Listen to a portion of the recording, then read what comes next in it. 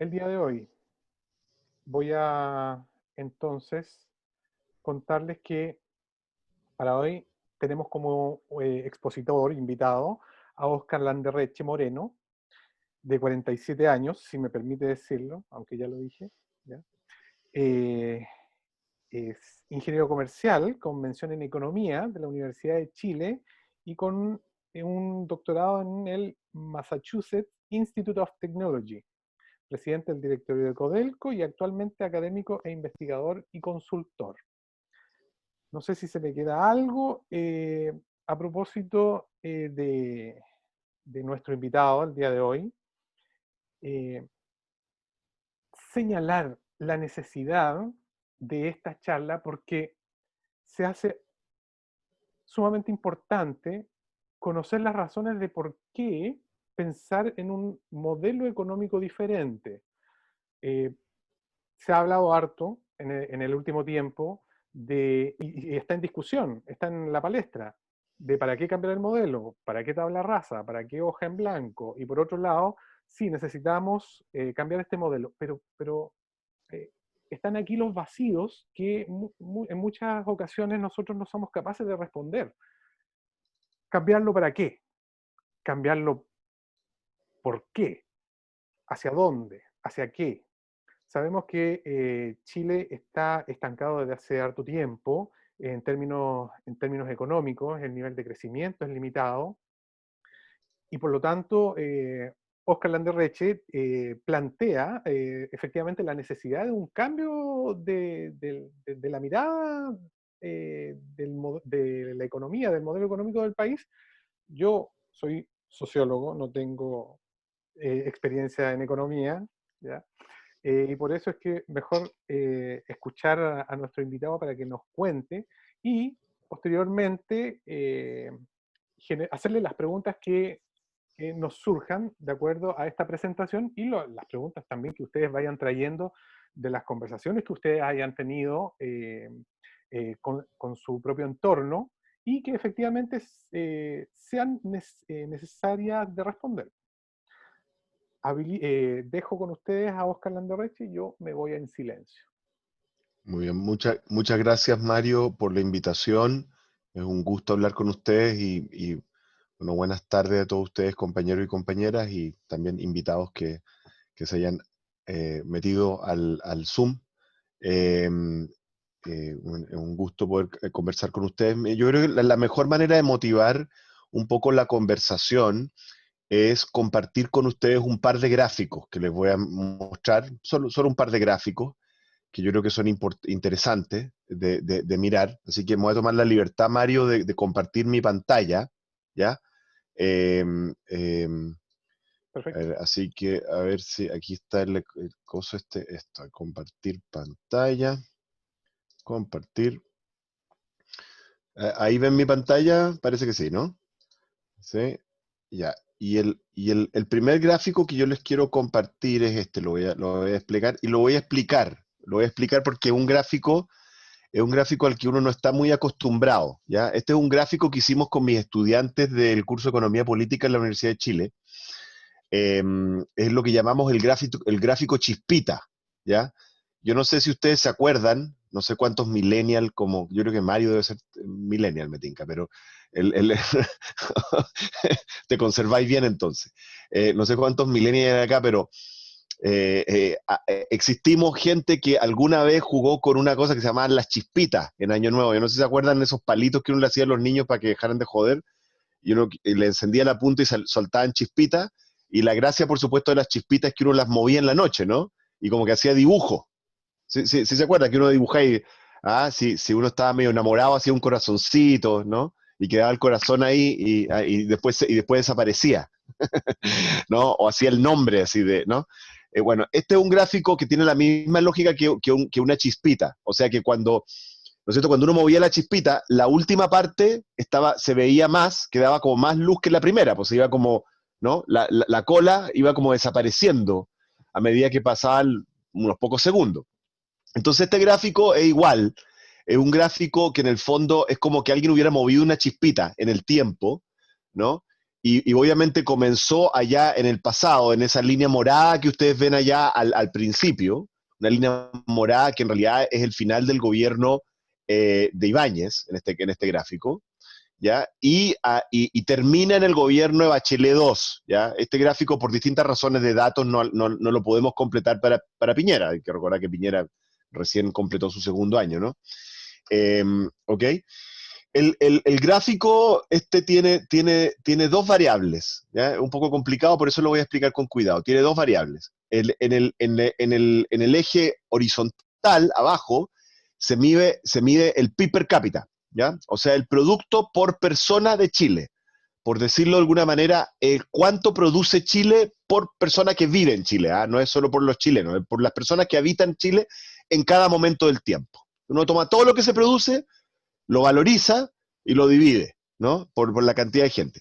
Y para hacerlo comparable, se toma en dólares, porque como ustedes saben, ¿no? También antiguamente, o sea, Chile ha tenido inflaciones muy fuertes de su moneda, entonces, para hacer una comparación más o menos, igual tiene sus problemas esta comparación, pero no importa, es una más confiable, es cuántos dólares por persona producía Chile, ¿no? Entonces ustedes pueden ver que por allá, si ustedes van al principio del gráfico abajo, ¿no? Se fijan que el número que comienza ahí es 3100, ¿no? Eso significa que en los años 50, ¿no? Más o menos el PIB per cápita de Chile era como 4000, una cosa así.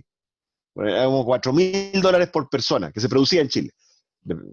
4000 que se producía, o sea, otra cosa en que se usa la producción. Una parte de la producción se usa para invertir, otra parte la cobra el Estado, o sea, en fin, ¿no? 4000. Y hoy en día estamos en 15000, más o menos.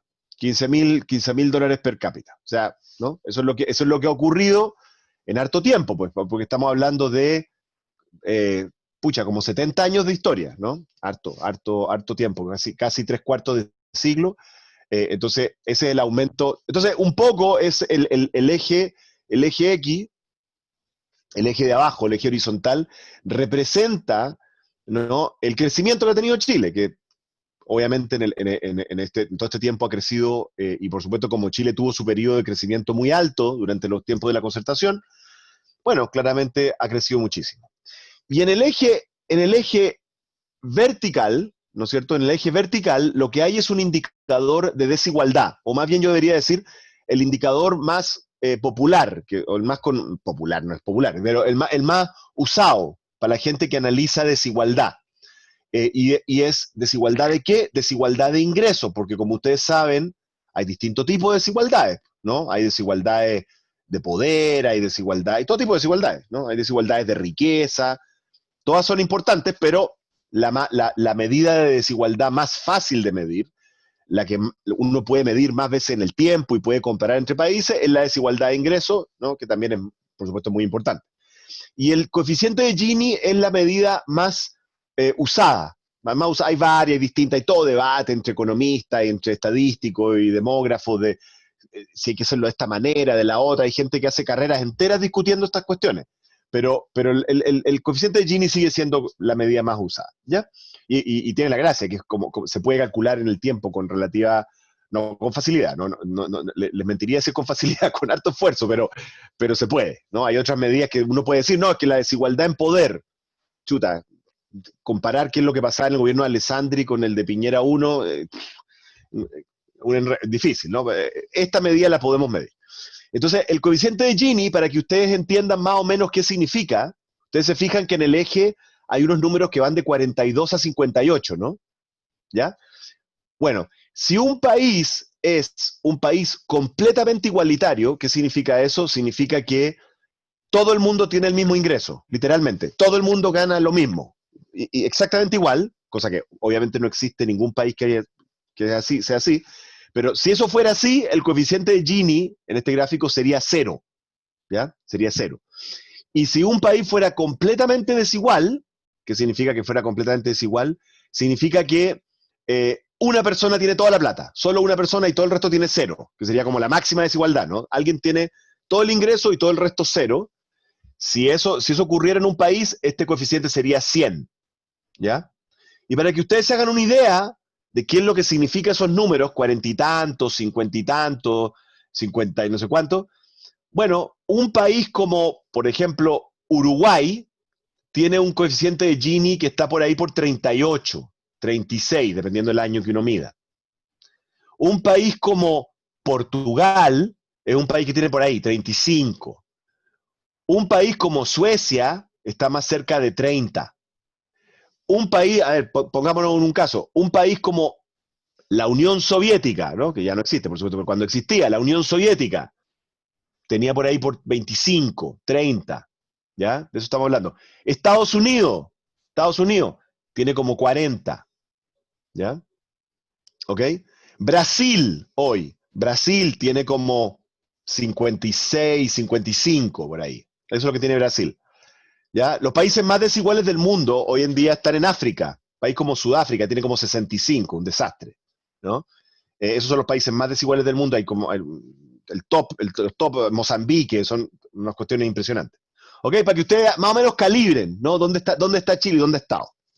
Entonces, de nuevo, la lógica del gráfico Chispita. Partimos con la combinación de desigualdad y PIB per cápita de cada momento del tiempo, ¿ya? Y vamos recorriendo la chispita, ¿ya? La chispita de la historia, ¿ya? Y bueno, algunas cosas se sacan de este diagrama si uno lo mira con atención. Primera cosa que uno saca con el diagrama, que no debería sorprenderle a nadie, pero aunque ustedes no lo crean, cuando yo he mostrado este diagrama en algunas conferencias, hay gente que se sorprende. No sé a qué patología ascribir esa sorpresa.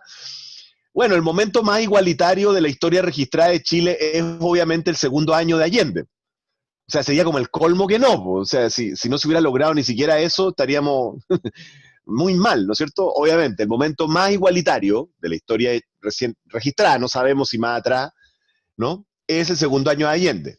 Era que no, ¿no es cierto? Pero una cosa que uno tiene que notar, incluso en el momento más igualitario de la Unidad Popular, Chile tenía un Gini de 44. O sea, para decirlo en clarito, bien clarito, el Gini de Chile en el segundo año de la Unidad Popular era más alto que el Gini de Estados Unidos hoy. Eso para que nos ubiquemos. Lo desigual que es nuestro país. ¿Ya? ¿Ok? Eso es una primera cosa. Segunda cosa que uno puede decir. Se fijan que, bueno, no les sorprenderá mucho que está marcado en negro la dictadura, ¿no? Está la trayectoria de la dictadura, que agarra, por supuesto, el último año de Allende, con el Gini por allá en 44, y lo entrega ahí en el año 90, por ahí por 57. ¿Ya? 57. En ese momento, Chile era uno de los 3, 4 países más desiguales del mundo. En ese momento, en 1990, al ocurrir, ¿no es cierto?, el plebiscito del 5 de octubre, en esa época, Chile era uno de los países más desiguales del planeta. ¿Ok? Y nos habíamos pegado un salto de desigualdad con la dictadura desde 44, que ya era un nivel, ¿no? Está bien, en Chile, y lo que uno puede contextualizar la historia, en fin, pero ya no era un nivel bajo, para nada, ¿no? O sea, cuando Salvador Allende se reunía, no sé, pues con, qué sé yo, delegados en esa época, era la Guerra Fría, de la República Popular China o de la Unión Soviética, o de Hungría o de Checoslovaquia, ¿ya? Tenía el doble de Gini que esos países, para que nos entendamos. Y aún así, la dictadura llevó eso hasta 57, ¿ya? O sea, la dictadura fue un shock de desigualdad. Ahora, la gente que es partidaria de la dictadura nos dice que eso fue el costo que hubo que pagar por el crecimiento económico, pero yo no sé si ustedes notan que tanto crecimiento económico no hubo. Que es un punto que ha hecho mi colega, el profesor Ricardo French Davis, que es un colega y mentor mío en la Facultad de Economía. La verdad es que no hubo tanto crecimiento económico y de hecho si ustedes siguen la trayectoria chispita de la dictadura van a notar que hay periodos en que incluso hay una caída muy grande. Hay una caída muy, muy grande. Fíjense en lo siguiente. Miren el número de 1981. 1981. O sea, falta mucho tiempo para que termine la dictadura. La posición en términos de crecimiento es igual a 1988. O sea, entre 1981 y 1988 casi no se creció, ¿no? Y de hecho, en 1983 estamos casi al mismo nivel de PIB per cápita en dólares que en 1974. La dictadura fue un desastre en términos económicos, en términos de crecimiento económico. Los economistas partidarios de la dictadura que ven esto, no pueden negar estos hechos, son reales, estos son cuentas nacionales, no hay nada que negar. Pero te dicen que todo lo que ocurrió después es gracias a la revolución. Y digamos las cosas como son, hay gente en la izquierda que está de acuerdo con eso. ¿Ya? Que eso es parte de nuestro debate. Muy bien. Pero eso es lo que objetivamente ocurrió. En términos de crecimiento, pobre. En términos de desigualdad, un shock de desigualdad altísimo. Bueno, y si ustedes siguen el gráfico Chispita, ustedes van a ver que están los gobiernos de la concertación, ¿no es cierto? Y los gobiernos de la concertación, francamente, uno los puede dividir en dos partes.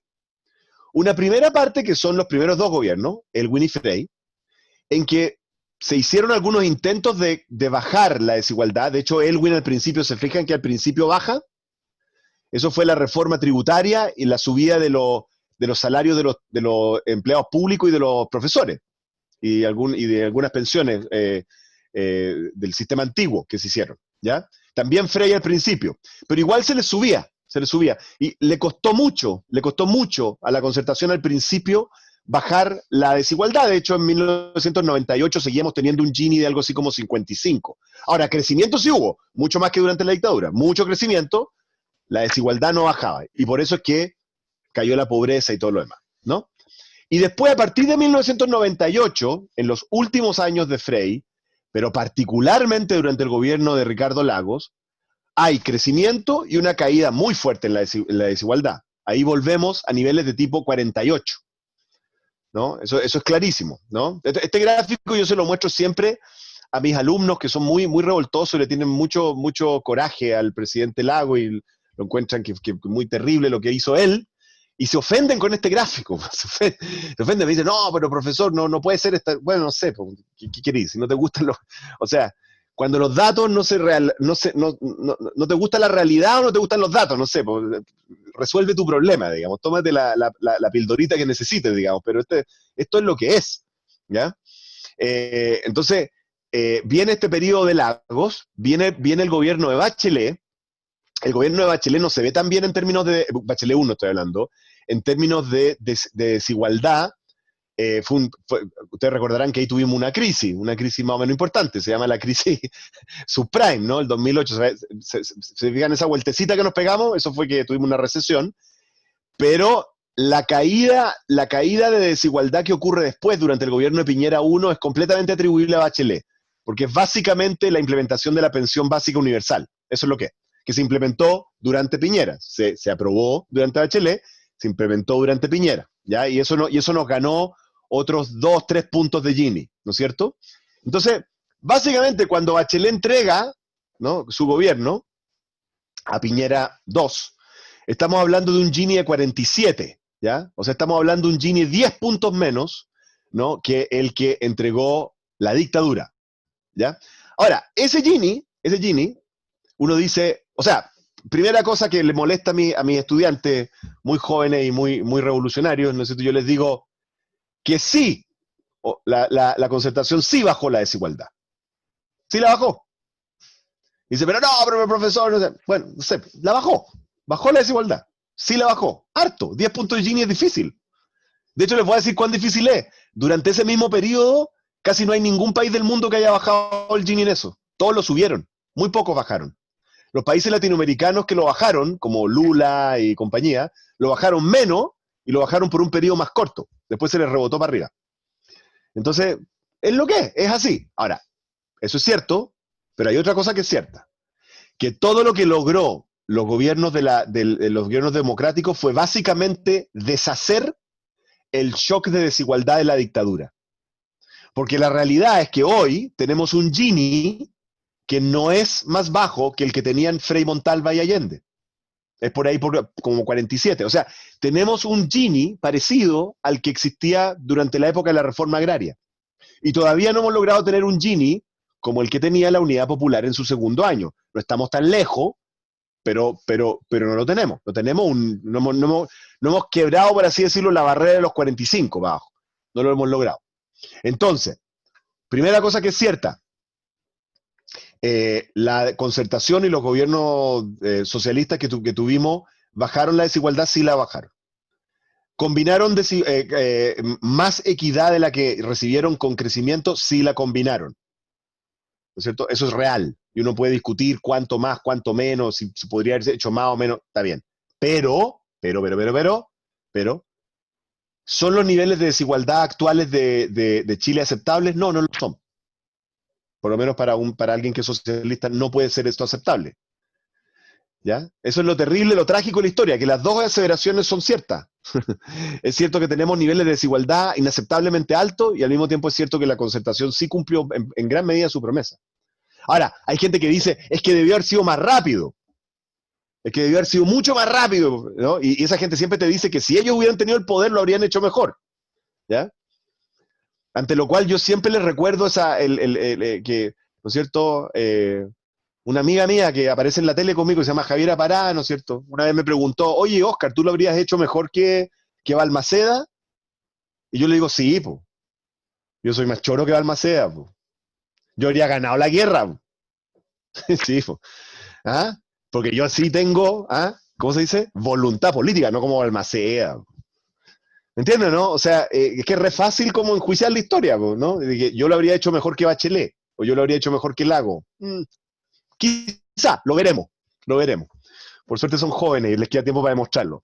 Este es el problema que tenemos, ¿ya? Este es el problema con desigualdad y crecimiento. O sea, efectivamente hemos logrado bajar la desigualdad, no es suficiente. Ahora déjenme mostrarles otro gráfico que hace que esto sea mucho más difícil. Ignoren un poquito estas cosas que son parte de una presentación que he hecho en algunas partes. Este gráfico es el problemático. Déjenme mostrarles esto. Miren. Este gráfico es el gráfico del crecimiento de Chile, el IMASEC, el famoso IMASEC, que es la manera en que nosotros medimos el crecimiento, ¿cómo se llama? Mes a mes. En Chile tenemos un PIB mensual, que es una cosa increíble, muy bien construido además, el IMASEC, el índice mensual de actividad económica, desde el año 86 hasta el 2018. ¿Ya? Y bueno, en general las economías crecen, ¿no? Y parece si se fijan que parece un electrocardiograma, ¿no? Como que parece un electrocardiograma, ¿no? Bueno, eso es porque la economía tiene una cosa que se llama estacionalidad, que estoy seguro que en la región del Biobío se siente con mucha fuerza. O sea, el clima afecta la actividad económica, por las cosechas, por el turismo, por la construcción, todas cosas que son afectadas por el clima. Entonces, parece un electrocardiograma. Entonces, una manera de mirar este gráfico, que es un poquito más útil, es no mirar el gráfico del IMASEC, como sube, ¿sí? ¿No? Sino mirar cómo cambia porcentualmente. ¿Ya? Ahí está el electrocardiograma. O sea, hay veces que estamos creciendo mes a mes, ¿no? Entonces, cada mes, y ahí no se entiende nada. Ustedes miran ese gráfico y un conjunto de rayas que no dicen nada. Esto, ¿saben por qué se los digo? Porque cuando ustedes ven noticias, las típicas noticias que dicen, así como en la prensa, dicen, el IMASEC subió 1%, o bajó menos 2, o menos 11, o más 15, le están mostrando este gráfico, que no significa nada. ¿Ya? Ojo con eso. ¿Ya? Entonces, hay mejores maneras de mirar el IMASEC. ¿Cuáles son las mejores maneras? Por ejemplo, esta. ¿Qué es esto? Este es la variación anual del IMASEC mensual. O sea, yo tomo un mes y lo comparo con el mes anterior. Ahí está todo el crecimiento económico desde el año 86 para acá. ¿Ya? Eso es IMASEC mensual.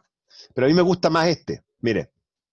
Tomo 12 meses de IMASEC y los comparo con los 12 meses anteriores y voy moviendo esas dos ventanas. Entonces, este es el mes que termina en cualquier mes. ¿Ya? Entonces, por ejemplo, miren en los años 90, ahí está, ¿se acuerdan la época de los jaguares? ¿No? Que decía que como una ciutiquería chilena, así, que éramos jaguares. Que entonces yo nunca he entendido por qué éramos jaguares, porque éramos el único país que crecía fuerte en América Latina. Se suponía que esto era una imitación de que éramos los tigres, o sea, que estaban los tigres asiáticos, entonces estos eran los jaguares. Pero yo no sé si han notado que en Chile no hay jaguares, porque, o sea, podrían decir los pumas, ¿no? Los pumas chilenos, no tengo idea, pero éramos como los jaguares. O sea, los únicos jaguares que hay están ahí con pulgas en un zoológico, güey. Pero en fin, éramos los jaguares, esa es la ciutiquería chilena clásica, que ni siquiera siempre hay que despreciar lo propio. Bueno, entonces en la época de los jaguares hay momentos en que si uno toma el año que termina, ahí estábamos creciendo 12%, 10%. Esas son tasas de crecimiento chinas, digamos, o sea, son altísimas, ¿no? Y se fijan que después ya no, aquí miren, como que bajamos, como que aquí teníamos como una zona alta de crecimiento 8, 10, 12% aquí arriba, que termina en el 98 con la crisis asiática, y después como que nos estacionamos más abajo. ¿Se fijan que como que nunca volvimos para arriba? Nos quedamos como entre 4 y 6, más o menos por ahí, ¿ya? Y después vino la crisis subprime, la del 2008, y después tuvimos un momentito en que volvimos a estar entre 4 y 6, que fue el gobierno de Piñera, la reconstrucción del terremoto, y miren lo que nos pasó después. ¡Pum! Para abajo. ¿Ya? Y esta bajada acá es de los dos gobiernos, es de Piñera y Bachelet. Entonces, es bien claro que hay como una caída, ¿no? De hecho, miren, este es el tomar 4 años divididos por los 4 años anteriores. Es bien claro que hay una tendencia a la caída, ¿no? O sea, está clarito, ¿no? Antes estábamos por allá 8, 9%, ahora estamos casi en 2. Y ahora con lo que ha pasado en este último año, olvídense, ¿ya? Así que ese es el problema, ¿ok? Entonces, eso es lo que yo les quería mostrar. No sé cómo salgo acá. Deja de ahí. Ya, eso es lo que yo les quería mostrar como gráfico. Ahora, ¿qué es lo que está pasando? Lo que está pasando es una cosa bien simple, que los economistas lo entendemos hace mucho tiempo. Y es que los modelos económicos, si ustedes o sea, el modelo económico se usa para todo, digamos, es como el mentolatum. Dicen modelo económico para cualquier cosa que la gente no entiende, dice modelo económico. Básicamente, la manera en que se organiza la economía para producir, exportar, distribuir su nivel de ingreso, ¿no? Invertir en nuevas capacidades, ya sea en más infraestructura, más maquinaria, más educación. Cómo se organiza una economía para hacer todo eso, si queremos llamar eso el modelo económico, todos los modelos económicos tienen obsolescencia. O sea, igual como cualquier cosa, rinden durante un tiempo, pero después dejan de rendir tanto. O para decirlo de alguna manera muy simple, uno no puede seguir haciendo lo mismo todo el tiempo y pretender que siga para siempre rindiendo igual. No es así, ¿no es cierto? Durante un tiempo uno puede lograr un cierto nivel de retorno y de ganancia y de empleo y de crecimiento, pero después de un tiempo eso deja de ocurrir, ¿ya? Y eso le ha pasado a casi todos los sectores productivos chilenos que fueron los sectores estrella del pasado. Por ejemplo, si uno mira la industria del salmón, yo no sé si ustedes se acuerdan, pero la industria del salmón tuvo una época de oro, de crecimiento espectacular, hasta que la industria del salmón se sobreextendió y se empezó a contaminar a sí misma, ¿no? Porque ya no había más espacio, ya no había más fiordos, ya no había más lagos, ya no había dónde poner salmones, entonces alcanzó un cierto límite. La industria forestal, muy importante allá. Oye, en todas partes pusieron pino y cuestiones, ¿ah? Hasta que ya no había dónde más. Po. O sea, los lugares en que ahora se pueden colocar, digamos, pino y no sé qué otros árboles harán, son cada vez más difíciles, porque son más en montaña, es más difícil cosechar, es más difícil de cuidar, es más costoso. La industria, por ejemplo, de la fruta, muy exitosa, fines de los años 80, principios de los años 90, la época del boom de los packing. ¿Se acuerdan de los packing? Bueno, esa época era grito y plata, y crecíamos, y los kiwis, ¿se acuerdan? Que éramos los campeones de los kiwis, ¿no? Era la novedad. Los kiwi, métale kiwi por todos lados. Bueno, pero al principio, cuando uno está cultivando en la parte que está más abajo en el valle, ahí en el valle Colchagua, por ejemplo, ¿ya? O ahí en Quillota, cuando uno está cultivando en la parte abajo, donde está cerca del río Aconcagua, oye, crece todo. Uno planta y crece nomás. Es gratis la cuestión. Y después cosecha. Ya, pero si ahora uno va para esos lados, los agricultores tienen que empezar a subir por las laderas y uno ve unas montañas en que van poniendo cada vez cultivos más arriba en las montañas y eso hay que regar para allá arriba. Po. Y regar para allí hay que subir el agua. Y eso cuesta plata, po, cuesta energía. Y cosechar allá arriba, ni les explico lo que es. Cosechar unas montañas allá arriba. Es bien complicado, hay que cargar eso, o hacer un camino por medio de una montaña solo para cosechar unas naranjas, es súper costoso. Entonces, ¿qué significa eso? Que lo que antes era fácil y rendía mucho y permitía crecer harto, ya no crece tanto. En el cobre, hace décadas que no encontramos una mina de cobre significativa en Chile. puras cositas chiquititas. No, ya no hay. No sé si no hay, pero no la hemos descubierto y se ha explorado. Se ha explorado. ¿Ah? Entonces, ¿qué es lo que pasa? Si uno pretende que haciendo lo que uno hizo antes siempre te va a permitir crecer y crecer y crecer y crecer, eso es no entender cómo funciona la realidad, ni siquiera la economía. Siempre te va a rendir menos. Y por lo tanto, ¿qué es lo que muestra la experiencia de los países exitosos? Lo que muestra la experiencia de los países exitosos es que uno se desarrolla cambiando. Miren, déjenme mostrarle un par de cosas simplemente para mostrarle que esto no es puro invento aquí del profesor Landerreche. Miren, ¿ah? Miren esta maravilla. Este gráfico dice qué es lo que exporta Chile, ¿ya? Está en inglés, me disculpo, ¿ah? Porque esto lo saqué de otro sitio web.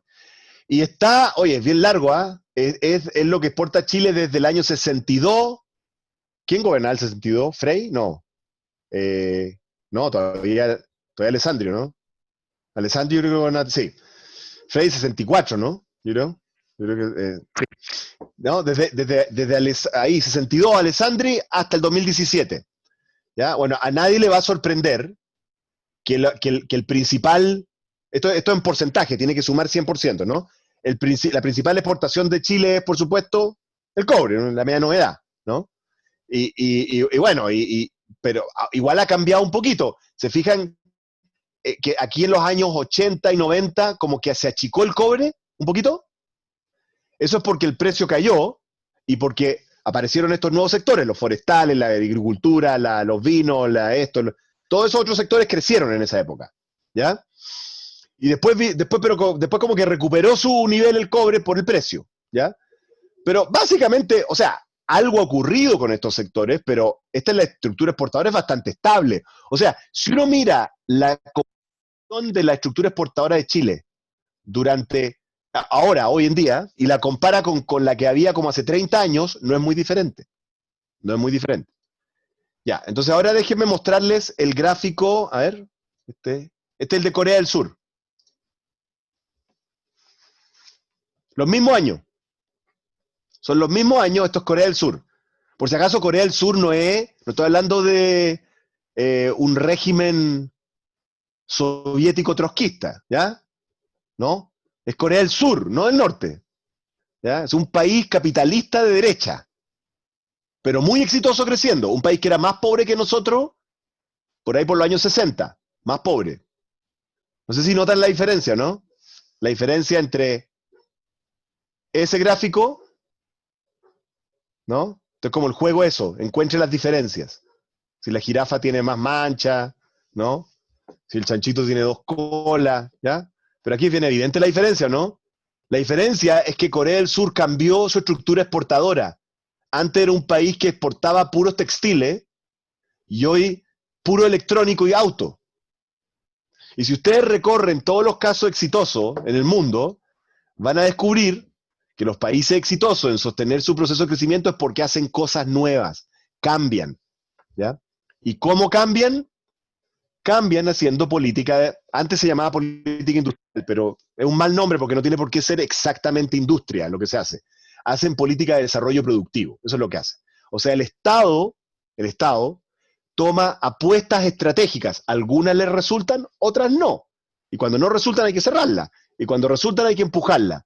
Y esa apuesta estratégica, en todos los países exitosos, lo hacen el Estado junto a las empresas, ¿sí? Junto a las empresas, usualmente en algún tipo de acuerdo con los trabajadores, usualmente, y en tiempos más modernos con las comunidades que son afectadas por las industrias, que son más recientes, la verdad. Pero si uno ve lo normal, es que hay como en Alemania, en Nueva Zelanda, en Finlandia, en Australia, en Canadá, es que el Estado con las empresas y los sindicatos, los trabajadores representados en sus sindicatos, llegan a acuerdos ¿para qué? Para transformar la economía. Los únicos casos en que esto no ha ocurrido así son dictaduras. Un poco lo de Corea del Sur partió así, ya no, pero fue así. Son dictaduras, son lugares en que se impone algo. Se impone eso y no, nada de sindicato, usted obedece nomás. ¿Ya? Que es un poquito en Asia, un poquito así. Pero los casos más occidentales son de pactos de desarrollo. ¿Ya? Entonces, ¿qué tiene que ver esto con la Constitución? Y ahí termino para abrir a preguntas, Mario. Bueno, tiene mucho que ver, porque la Constitución es el conjunto de reglas políticas, ¿no?, que permiten, promueven, habilitan o limitan, ¿no?, el tipo de conversación entre los distintos miembros de nuestra sociedad, los distintos sectores de nuestra sociedad, por ejemplo, entre empresarios y trabajadores, por ejemplo, entre universidades y empresas, ¿no?, por ejemplo, entre comunidades que van a ser afectadas por una inversión y alguien que quiere, cómo conversamos, cómo llegamos a un arreglo, un entendimiento, ¿no? La Constitución genera las reglas para que ese tipo de conversación ocurra o no ocurra, ¿ya? Y la Constitución que nosotros tenemos actualmente es una Constitución que, a mi juicio, no permite estas conversaciones. Y en gran medida no la permite porque restringe de manera exagerada el rol del Estado, incluso como facilitador de estas conversaciones, ni siquiera como Estado empresario, si ustedes quieren, que sería como una cosa, pero incluso como facilitador de eso, lo limita. Y la prueba de ello es que cada vez que durante los gobiernos de la concertación se intentaron hacer políticas para activar el rol desarrollista del Estado, estas fueron contestadas, fueron disputadas, las atribuciones, ante la Corte Suprema, ante el Tribunal Constitucional, incluso ante la Contraloría. Y siempre se perdieron todas se perdieron. Bueno, con algunas excepciones, ¿no? Algunas de las instituciones que todavía tenemos en Chile, herederas de la época antigua, ¿no?, que podrían servir para hacer esto, como la Corfo, todavía está ahí está la Corfo, ¿no? Como el Banco del Estado, ¿sí?, como Codelco y ENAP, ¿no es cierto?, han sido extremadamente limitadas por el marco constitucional y por las leyes que los gobiernan, no es solo la Constitución, ojo con eso, ¿no?, para proyectarse. Mira, a todas las personas que dudan de que haya una relación entre la política, la Constitución, la política y la política de desarrollo, yo tengo que ser súper honesto y contarles mi experiencia, mía. Yo no de los demás, experiencia de los demás, hablen ellos. Yo el único cargo público que he tenido fue que me tocó ese desafío de bastante dulce y agraz de ser 4 años presidente de Codelco, el único cargo. El resto de mi vida he sido profesor de la Universidad de Chile, nada más. Y 2 de las políticas que yo implementé, que por supuesto no fueron muy celebradas por la prensa, fueron que yo fundé la filial tecnológica de Codelco, una empresa, propiedad de Codelco, separada de Codelco, para dedicarse a la tecnología minera. Y a desarrollar tecnología minera. Se llamaba Codelco Tech. Me costó un mundo que apareciera en la prensa, ¿no? No había mucho interés en eso. Vamos a hacer una adivinanza. ¿Qué creen ustedes? ¿Este gobierno mantuvo Codelco Tech o la cerró? La cerró. Obvio, la cerró, pues si no, el Estado no tiene que hacer eso, pues eso es comunismo. ¿Cómo va a tener una empresa tecnológica? ¿Ah? Que entre otras trabajaba con puras empresas privadas, por si acaso, ¿ah? No, pero es demasiado comunista eso, ¿ya? Segunda iniciativa, el cobre verde, que yo lo lancé, quizá alguno se lo topó, lo lancé, oye, en Shanghái, me lo celebraron en la prensa de Inglaterra, de Estados Unidos. Chile toma el liderazgo del cobre verde y establecimos todo un sistema para el cobre verde. ¿Qué creen ustedes? ¿Siguió el programa de cobre verde o se cerró? Se cerró. ¿Me entienden? Entonces, no es cierto de que la política no afecte la posibilidad. Y ojo, cuando yo estoy hablando de cobre verde, o cuando yo estoy hablando de Codelco Tech, o sea, de esfuerzos tecnológicos desde el Estado para generar más negocio privado incluso. Cuando yo estoy hablando de eso, no estoy hablando de, oye, el postcapitalismo, ni de, esto no estoy hablando de convertirse en Chilezuela, ¿no? Nada de eso. No, estoy hablando de lo que hacen en Singapur. Estoy hablando de lo que hacen en Australia, en Nueva Zelanda, en Canadá. Y sin embargo, eso ya es inaceptable para la derecha chilena y para el empresariado. Y entonces uno se tiene que preguntar, ¿por qué eso es inaceptable? ¿Por qué? ¿Por qué? Si es bueno para ellos, o sea, ¿cómo no les va a gustar ¿cómo no les va a gustar a los empresarios chilenos convertirse en algo así como Canadá, o sea, ¿me entendió, no? Australia. Esos son países capitalistas en serio, desarrollados, top, está lleno de millonarios. ¿Por qué no les va a gustar eso? Yo tengo una mezcla creo que no es la misma respuesta en todas partes. Hay una parte que es mediocridad chilena, la verdad. Eso es lo que pienso. ¿Eh? Hay una parte que es simple, vieja y querida mediocridad chilena, ¿no? Rentismo, ¿eh? Todo eso. Flojera, ¿no? Una parte es eso. Hay otra parte que tiene que ver con la desigualdad de Chile, que hace que muchas de las fortunas son simplemente heredadas, no son merecidas. ¿Ya? Entonces, claro, eso mueve cierta mediocridad, porque no significa que los tipos más inteligentes estén a cargo de las cosas, o las chicas más inteligentes, para que no me acusen de sesgo de género. ¿Ya? ¿No es cierto? Entonces, claro, es el gallo que heredó, es el señor que está a cargo de todo, no necesariamente el que tiene más mérito. Oye, los millonarios en Estados Unidos de hoy, ¿los papás de ellos eran millonarios? Ni uno, ninguno. El dueño de Facebook, el dueño de Tesla, ninguno de ellos son herederos de millonarios. Ni Steve Jobs, ni Bill Gates, ni ninguno, nada, nunca. Eso es un país capitalista. Aquí en Chile no, aquí se hereda todo. Se hereda, no se merece. Entonces eso también nos tiene como estancados. Y yo creo que la otra cosa es que lo que sabe la derecha y el empresariado es que si uno activa el rol desarrollista del Estado, le da más poder al Estado.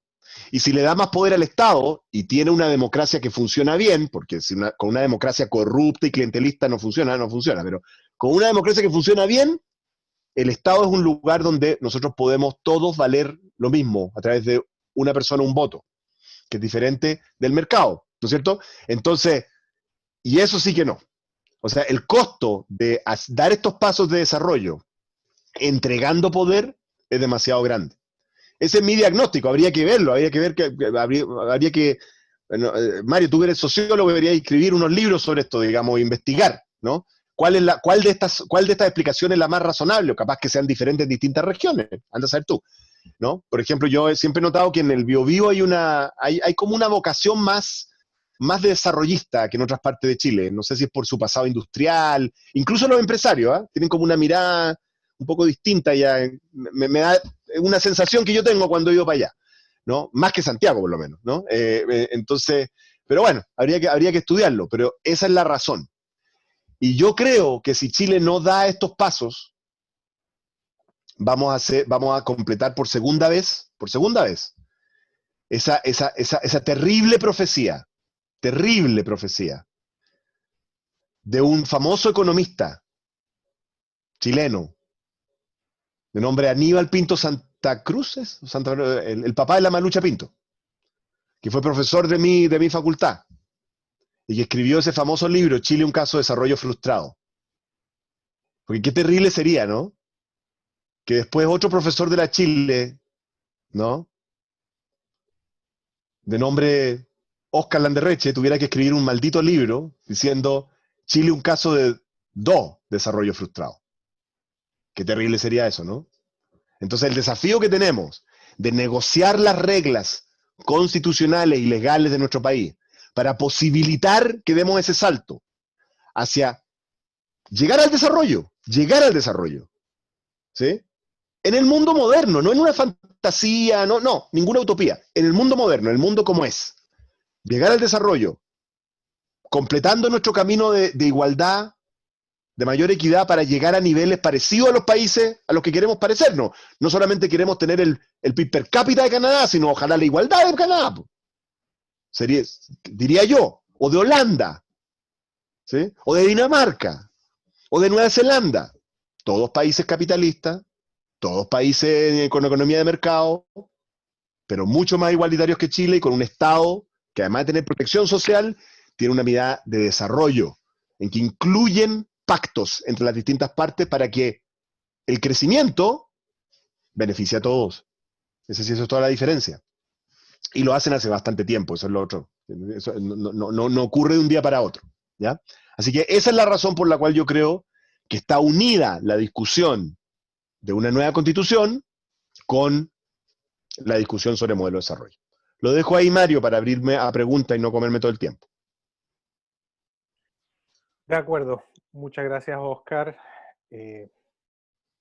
fantástico, muy clarito, muy preciso. Yo le quiero pedir a nuestros asistentes que nos planteen alguna pregunta, si no es por escrito, pidan la palabra. Si es la palabra, tiene que ser cortito para que puedan participar varias personas. ¿Ya? Hay algo escrito por aquí, me gustaría que pudiéramos analizarlo, ¿ya? De Ralarcón. Dice, ¿ves que eso, Codelcotec, puede tener su símil en todas las empresas del Estado que apalanquen a lo privado respecto de un nuevo modelo en base a la sostenibilidad? Ya, aquí no habla más, no habla necesariamente o exclusivamente de desarrollo, sino que le agrega el elemento de sostenibilidad. Sí, bueno, de hecho esa era por así decirlo, en buen chileno, en buen condorito, esa fue la pomada que traté de vender y nadie me compró. Ah, era la idea. O sea, yo lo que decía era, a ver, en todas las experiencias de desarrollo del mundo, ¿ya? Eh, las grandes empresas son las que apalancan el desarrollo tecnológico. A veces son empresas estatales y otras veces son privadas. Entonces yo decía, lo mínimo que tendríamos que tener es que Codelco tuviera un Codelcotec. ENAP debiera tener una ENAPTEC, pero en vez de ENAP, yo creo que debería convertirse en una empresa energética del Estado de Chile. O sea, ¿por qué ENAP tiene que seguir con la cuestión del petróleo? Con el debido respeto, yo sé la importancia que tiene allá, pero el futuro no es el petróleo, el futuro es la energía solar, la energía maremotriz, ¿no? Todo esto, ¿no? Entonces, debería ser una empresa estatal dedicada a estar en la punta de esto, ¿no? Las empresas de los militares, en casi todos los países, Israel, Corea, Australia, las empresas ligadas a la defensa, bueno, son empresas que apalancan desarrollo tecnológico que después terminan generando negocios. Ustedes saben que Internet salió de inversiones militares gringas. ¿Ah? Entonces uno tendría que agarrar las empresas de las ramas de la Fuerza Armada y apalancarla. Con Codelcotec traté de hacer algo así, ¿ah? Con explosivos y cosas para las minas. ¿Ah? En fin. Bueno, acá Eh, tenemos algo parecido con ASMAR. ¿Ya? Asmar es de las más orientadas de esa manera, ¿eh? Yo diría. Asmar es de las que más se ha metido en cómo generar, pero hay que potenciarla, la tienen completamente abandonada, según entiendo yo. Es porque hay esfuerzos propios de Asmar, más bien, ¿no? Y porque además la Marina siempre ha tenido una relación con la Marina mercante, entonces como que no piensan en solo la cuestión milica, sino que piensan un poco como en los pescadores, la cuestión. Entonces, yo siento que es una excepción y muy ahí limitada, digamos. Entonces, uno tendría, ese es un modelo. Y ojo, no tiene por qué ser solamente las empresas del Estado. También podría haber una política pública que incentive que haya empresas tecnológicas, por ejemplo, o iniciativas tecnológicas empresariales desde, por ejemplo, las universidades. Yo sé, por ejemplo, que la Universidad de Concepción tuvo durante mucho tiempo, y entiendo que no le ha ido tan bien ahora último, un proyecto de hacer un parque científico y tecnológico en el campus alrededor de donde estaban ellos, imitando lo que ocurre en MIT, lo que ocurre en Berkeley, lo que ocurre en todos los lugares de buenas universidades, ¿no es cierto? Bueno, eso significa que esa universidad se toma un empuje empresarial. Bueno, eso también puede ser. Y también puede ser que las grandes, esto también lo podría hacer Conchitoro, ¿por qué no? Eso también lo podría hacer Arauco, ¿por qué no? Claro que sí. La empresa Nokia de los finlandeses originalmente era una forestal. Tenía un departamento de desarrollo tecnológico, porque como ustedes se podrán imaginar, en Finlandia cosechar malditos pinos tiene alguna dificultad en invierno, porque hay algo de nieve, dicen, en Finlandia. Entonces tenían problemas de comunicaciones y se les caían los cables. Entonces había que desarrollar una tecnología para comunicación sin cable. Entonces adivinen lo que inventaron, el celular. Eso fue lo que inventaron. Entonces después dijeron, oye, si mejor vendemos celulares en vez de rollizo, parece que son más rentables. Así surgió Nokia. Entonces, ¿por qué Arauco no podría tener una Araucotec? Claro que podría. Y anda a saber tú qué van a descubrir. Pues si así es la tecnología, uno no puede predecir, uno no puede decir esto es lo que va a ocurrir. Lo que uno tiene que hacer es intencionar los recursos, los esfuerzos, los estudiantes, los investigadores, los empresarios, los trabajadores, ¿sí? Pues los técnicos. Eso es lo que uno tiene que hacer. Así que yo estoy completamente de acuerdo. El modelo Codelcotec es un modelo que tendríamos que seguir en Chile para apalancar ese proceso de desarrollo. A ver, Cristian me pidió la palabra. Antes de darle la palabra a Cristian, comentarte lo que dijiste respecto de la octava región de Biobío. Efectivamente, aquí hay una iniciativa bien interesante de intentos de desarrollo. La Universidad de Concepción es un ejemplo, como tú lo mencionaste, desde su nacimiento, desde su origen, y en todo Claro. el desarrollo del tiempo. Lamentablemente estamos un poco de capa caída en la región, desde el intendente para abajo. Le doy la palabra a Cristian.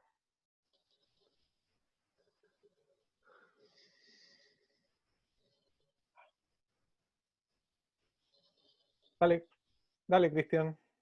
Ya, ¿ahí sí se escucha? Sí. Ahí se escucha. Ya, hola Oscar, ¿cómo estás? Hola. Buenas noches.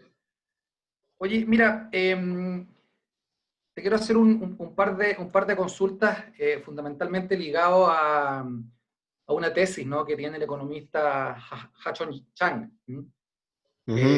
Específicamente lo que tiene vínculo con esta lógica, ¿no?, que tú has expuesto muy claramente. Bueno, está más decir, agradecer lo claro, digamos, de todos los antecedentes y los datos. Primero, en el contexto actual, ¿no? ¿Cuál es la relación que tú crees que existe entre política, democracia, ¿no?, y economía? Entendiendo dos cosas, en dos contextos. Primero, en el contexto que la izquierda pareciese que todavía tiene un fetichismo instalado como clivaje capital-trabajo, que no nos deja, digamos, salir, digamos, ¿no?, de esa captura, ¿no?, ideológica, ¿ya?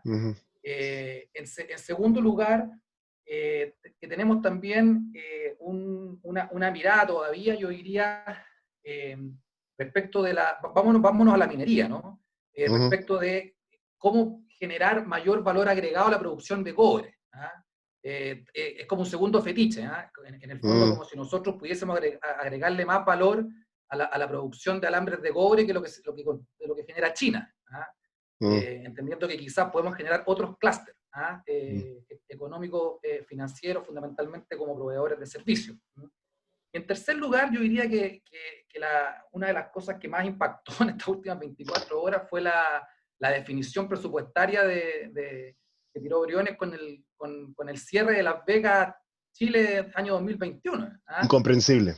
Incomprensible para mí. Impacta, digamos, en toda esta área, digamos. Entonces, bajo estas tres lógicas, ¿no? Es evidente, muchos datos del de la baja inversión que hay en el porcentaje del PIB, estamos muy bajos en control de la OSD, en comparaciones. Entonces, en esto yo diría primero, de qué manera crees tú que se da esta sinergia, ¿no? Política, democracia, economía, ¿no?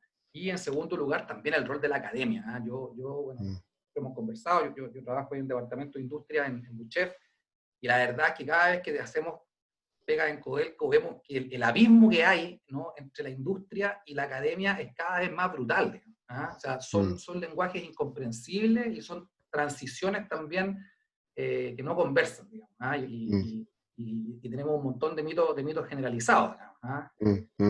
Así es que, bueno, eso por ahí va un poquito la reflexión.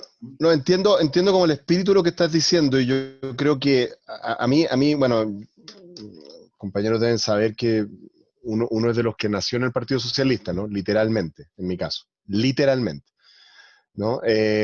Así que conozco muy bien la cultura de nuestro partido, ¿no? La tengo metida en el ADN.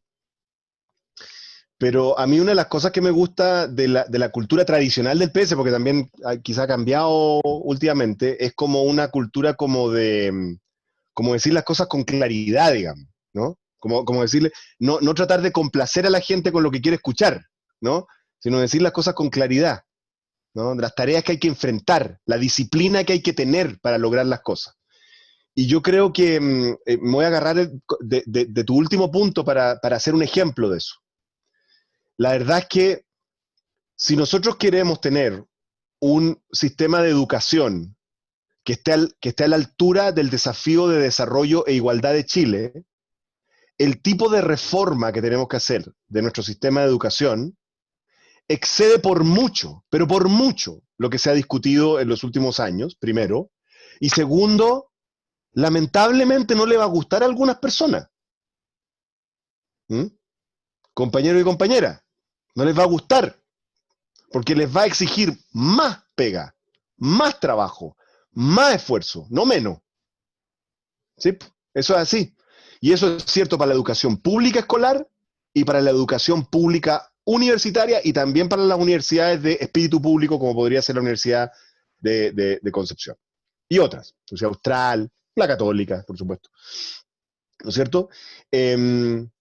La verdad es que digamos, en Chile, para el tipo de desafíos que tendríamos que tener, toda universidad pública, y no solo eso, toda universidad de espíritu público que reciba financiamiento público debiera tener obligatoriamente un parque industrial, como el que tiene pensado teóricamente la Universidad de Concepción, y que MIT tiene hace siglos, ¿no? Y que es una ciudad alrededor de empresas relacionadas con la tecnología, donde los estudiantes estudian y trabajan, ¿no es cierto?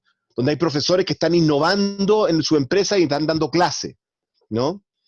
Debería ser obligatorio. No, usted quiere recibir financiamiento, si usted quiere hacer una universidad y lo que, no es problema suyo.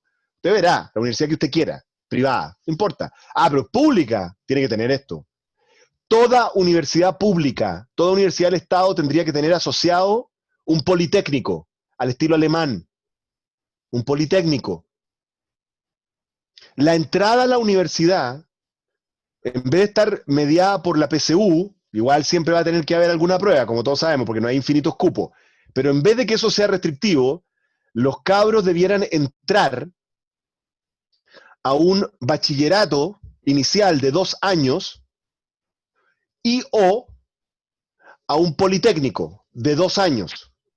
Y desde esos 2 años, en su rendimiento de esos 2 años, debieran ser seleccionados para las carreras profesionales.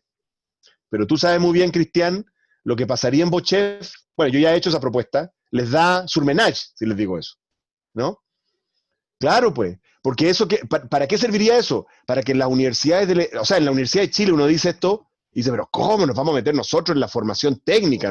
Somos demasiado, no, es que, claro, como todos los profesores de la Chile hemos ganado premio Nobel, ¿no? Claro, ¿cómo nos vamos a rebajar? Pues? ¿Ah?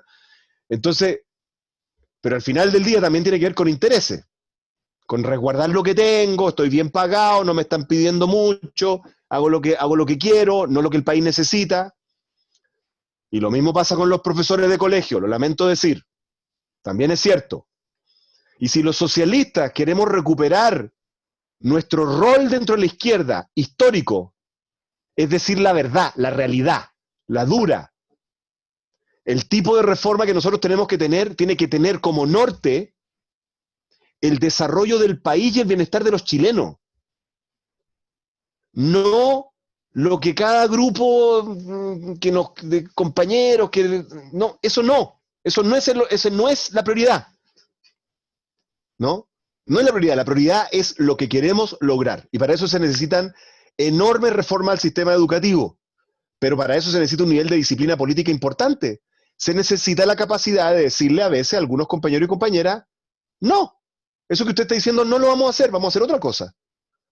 Lo siento, pero esta es la línea política distinta. Tiene como norte Chile y sus trabajadores y sus ciudadanos. Eso es. Digamos, bueno, ese es un excelente ejemplo, el tema del tema. Y sí, yo estoy de acuerdo contigo, Cristian, de que hay algunos conceptos atávicos que básicamente tienen que ver con nuestra historia, que siguen presentes en el discurso, no tanto del Partido Socialista, pero más de la izquierda, un poquito alimentado por una cierta nostalgia, para ser súper sincero, ¿no? Que no es que hayan dejado de ser válidos, pero en la forma en que son presentados no tienen mucho que ver con la realidad de hoy, ¿no? Entonces, un ejemplo que tú lo diste muy bien es el tema del valor agregado del cobre, ¿no? Que tú muy bien lo has dicho. Había una época en que eso tenía sentido. El problema es que esa época pasó. ¿no? O sea, realmente hoy en día ser competitivos produciendo cable de cobre es algo... Yo me estudié ese mercado, ahí no hay mucho que ganar, ¿no? Pero eso no significa que uno no agregue valor. Pues si la tarea no es el cable de cobre, porque ¿cuál es el maldito...? O sea, ¿qué es lo que tiene de mágico el cable de cobre? El objetivo es el desarrollo de Chile. O sea, Codelco Tech no tiene por qué, o sea, Codelco no tendría por qué desarrollarse para convertirse en un productor de cable de cobre necesariamente, tampoco estoy diciendo que no, digamos, pero no tiene por qué ser necesariamente eso. Quizá Codelco se tiene que convertir en una multinacional multimetales, por ejemplo, o en una productora, no sé, de camiones drones, que fue la primera en tener drones, y hasta ahí no llegamos, después nos pasaron todas las demás mineras.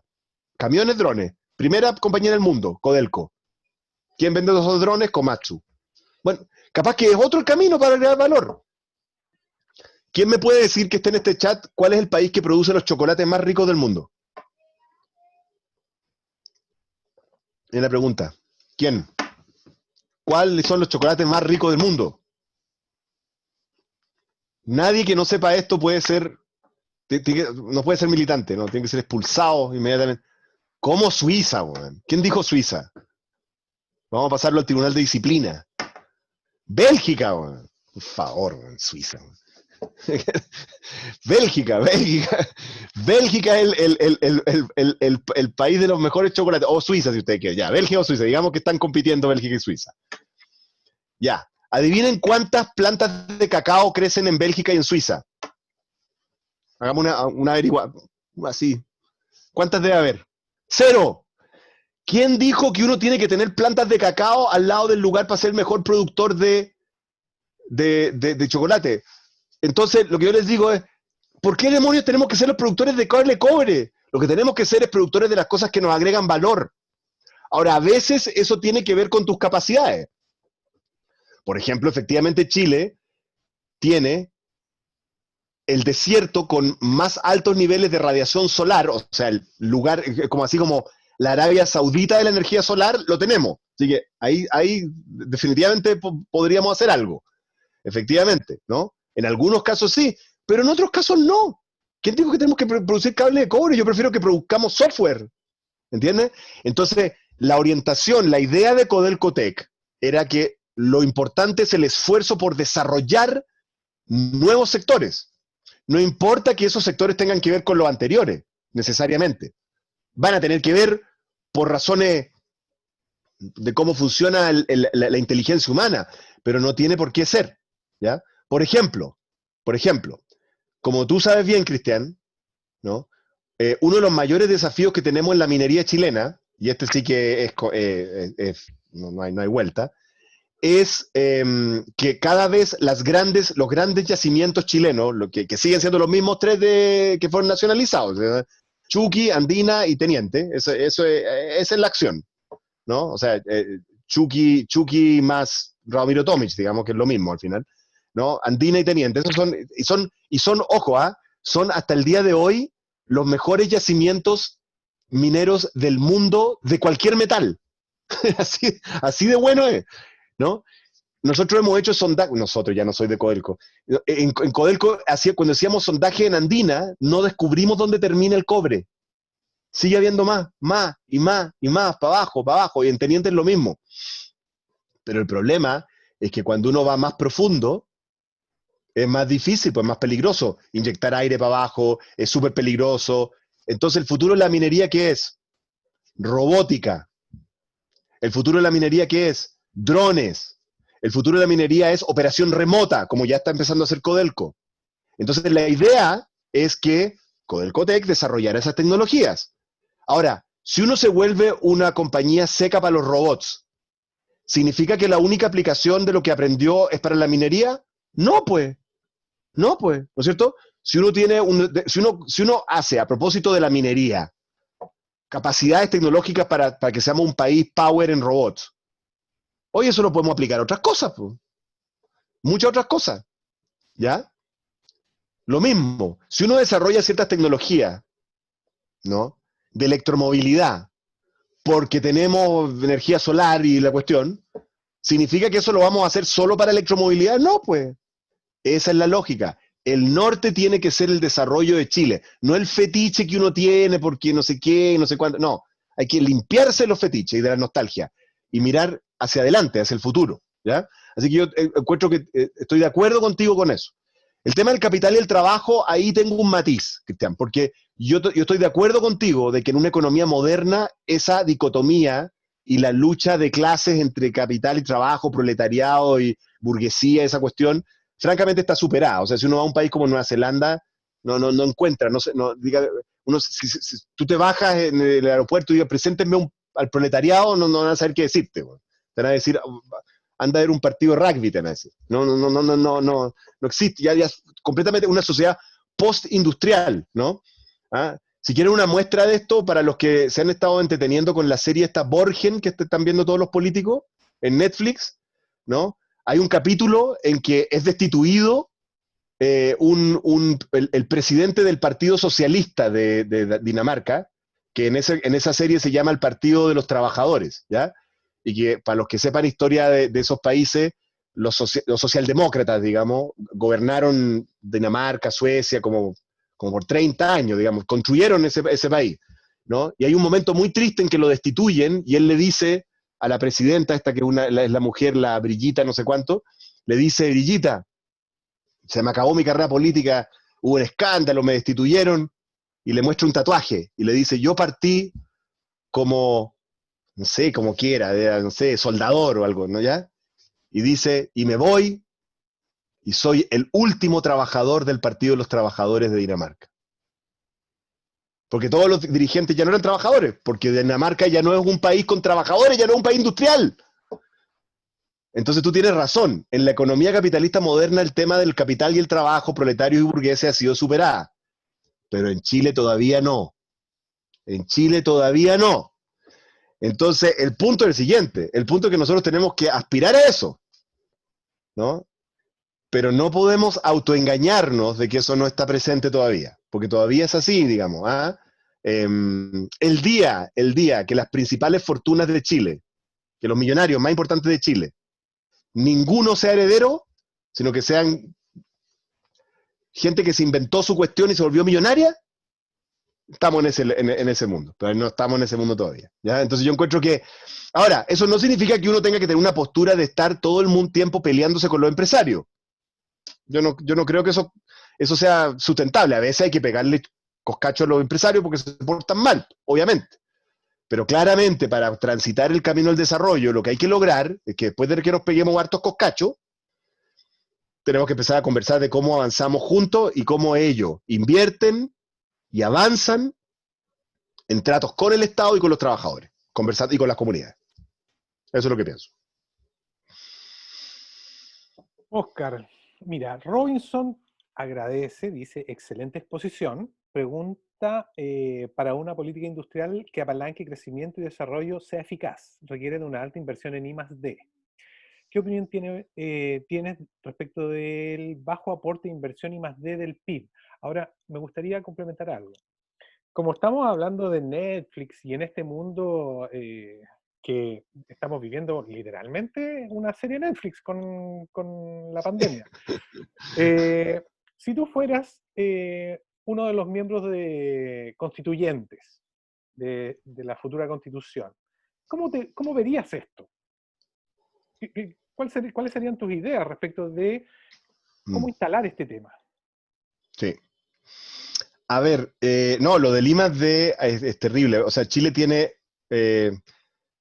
no he visto en un par de años las cifras, pero es menos de la mitad de un punto del PIB, de gasto, y además se dice gasto cuando debería decirse inversión, ¿no? De inversión en I+D, o sea, en investigación científica y qué sé yo, pero eso ya es suficientemente malo, pero es peor, porque no solamente es bajo, sino que ha estado cayendo. Ha estado cayendo, qué horrible. Ha estado cayendo, y es peor porque 2/3 de ese I+D lo hace el Estado, 1/3 lo hacen los privados, y en todos los países de frontera tecnológica al revés. Y peor, de ese financiamiento que hace el Estado, casi todo es para financiarle paper a mis colegas de la Universidad de Chile, para que vayan a conferencias y publiquen en Journal. Y en los otros países, el 80% de ese financiamiento es para desarrollar tecnología y patentes que generen empresas y empleo y negocios. No, si estábamos muy mal, ¿eh? Muy mal. Y yo creo que Cristian mencionó hace un rato, que era el tema de que el recorte de las becas y del financiamiento de la ciencia, muestra por qué. Porque genuinamente la élite empresarial y la derecha no cree en esto. Es que no cree en esto, si no cree. Oye, ¿ustedes saben cuánto pesa eso, las becas? Las becas para estudiar posgrado, ¿cuánto pesa dentro del presupuesto? Nada, nada, es el vuelto.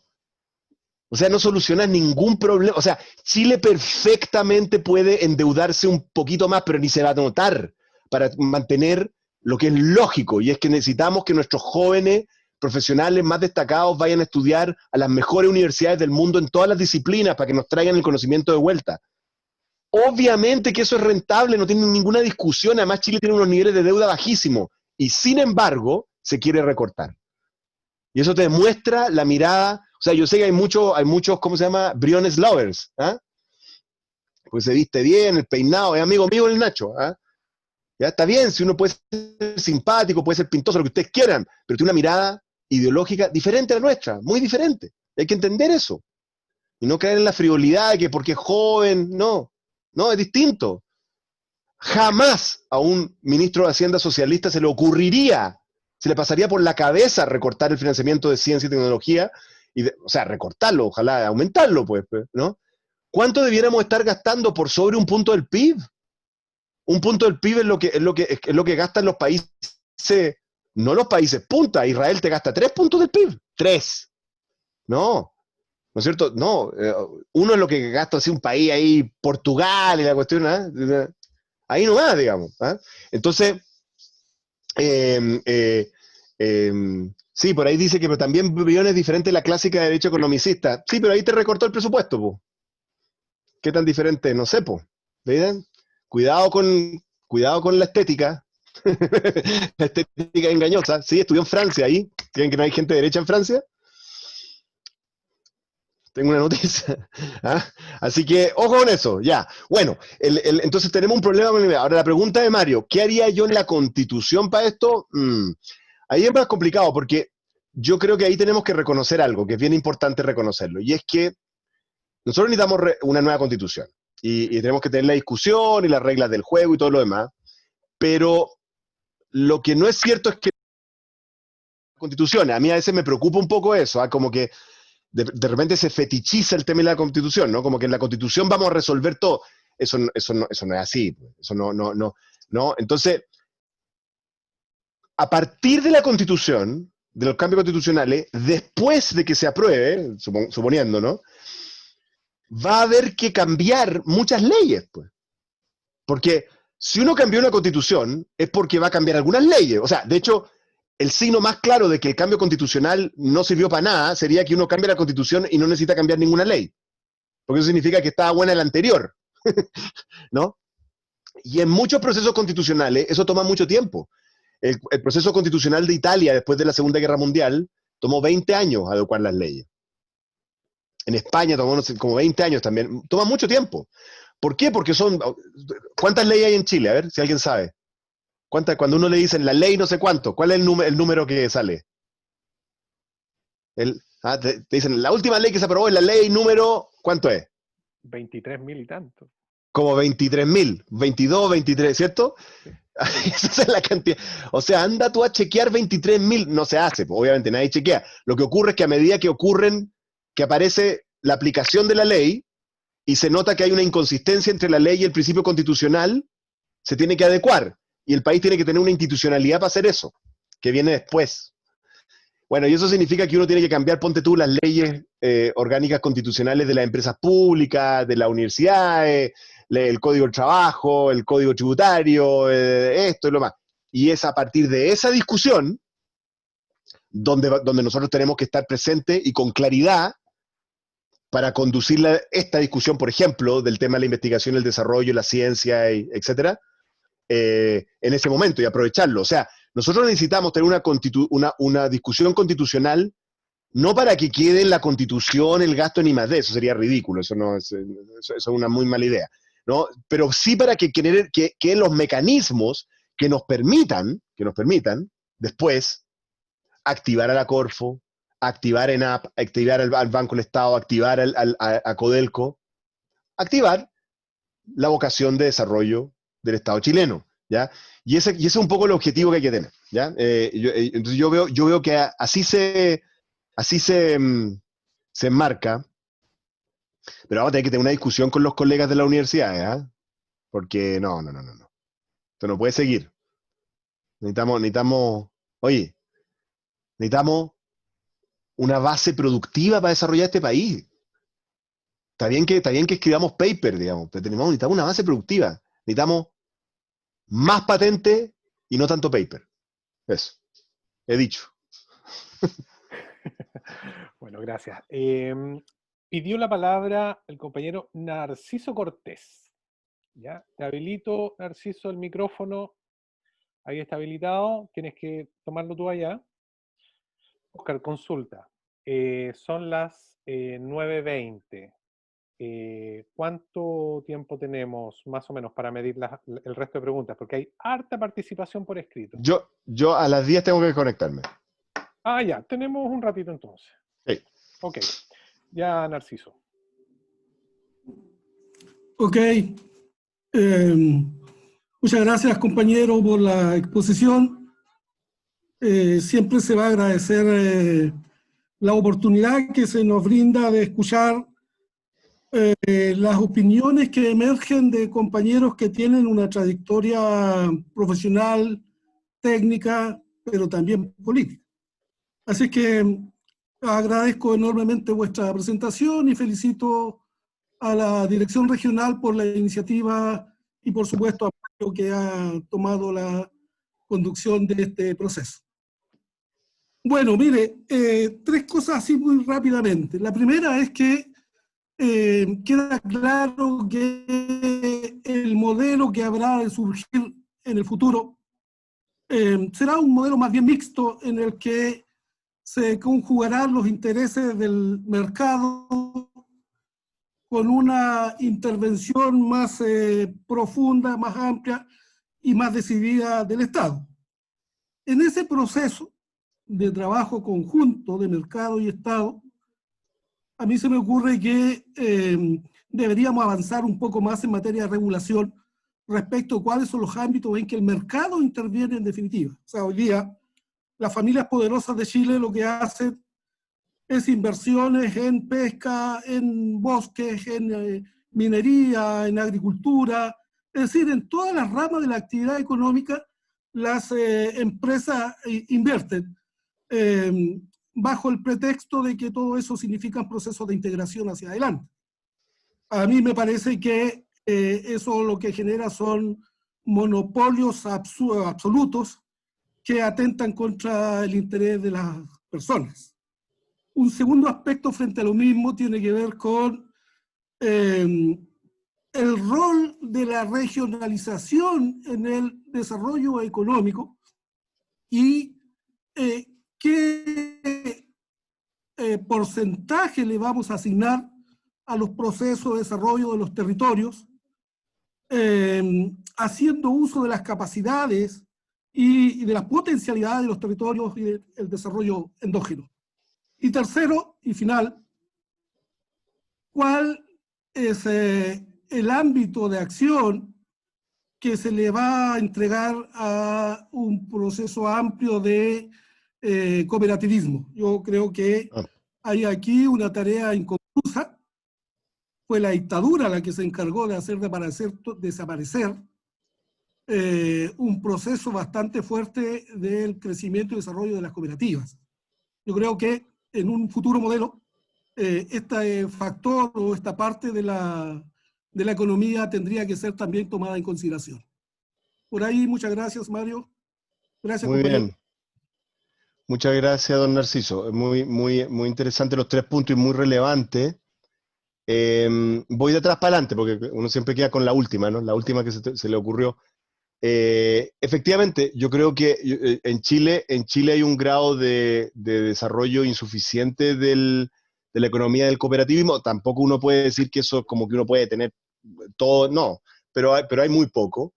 Hay muy poco y hay experiencias mundiales muy exitosas, ¿no? Siempre se cita la famosa experiencia de Mondragón en el País Vasco, que es como un fetiche del tema del cooperativismo, pero hay más, hay muchos más, hay en el ámbito financiero, en Estados Unidos incluso, en el ámbito de por ejemplo, de los supermercados en el Reino Unido, ¿no? Y bueno, está la famosa experiencia de las cooperativas israelíes, ¿no? Los famosos kibbutz, que en realidad durante mucho tiempo fueron cooperativas. Hoy en día algunos de esos incluso se han transformado en empresas ya de otro calibre, digamos, multinacionales.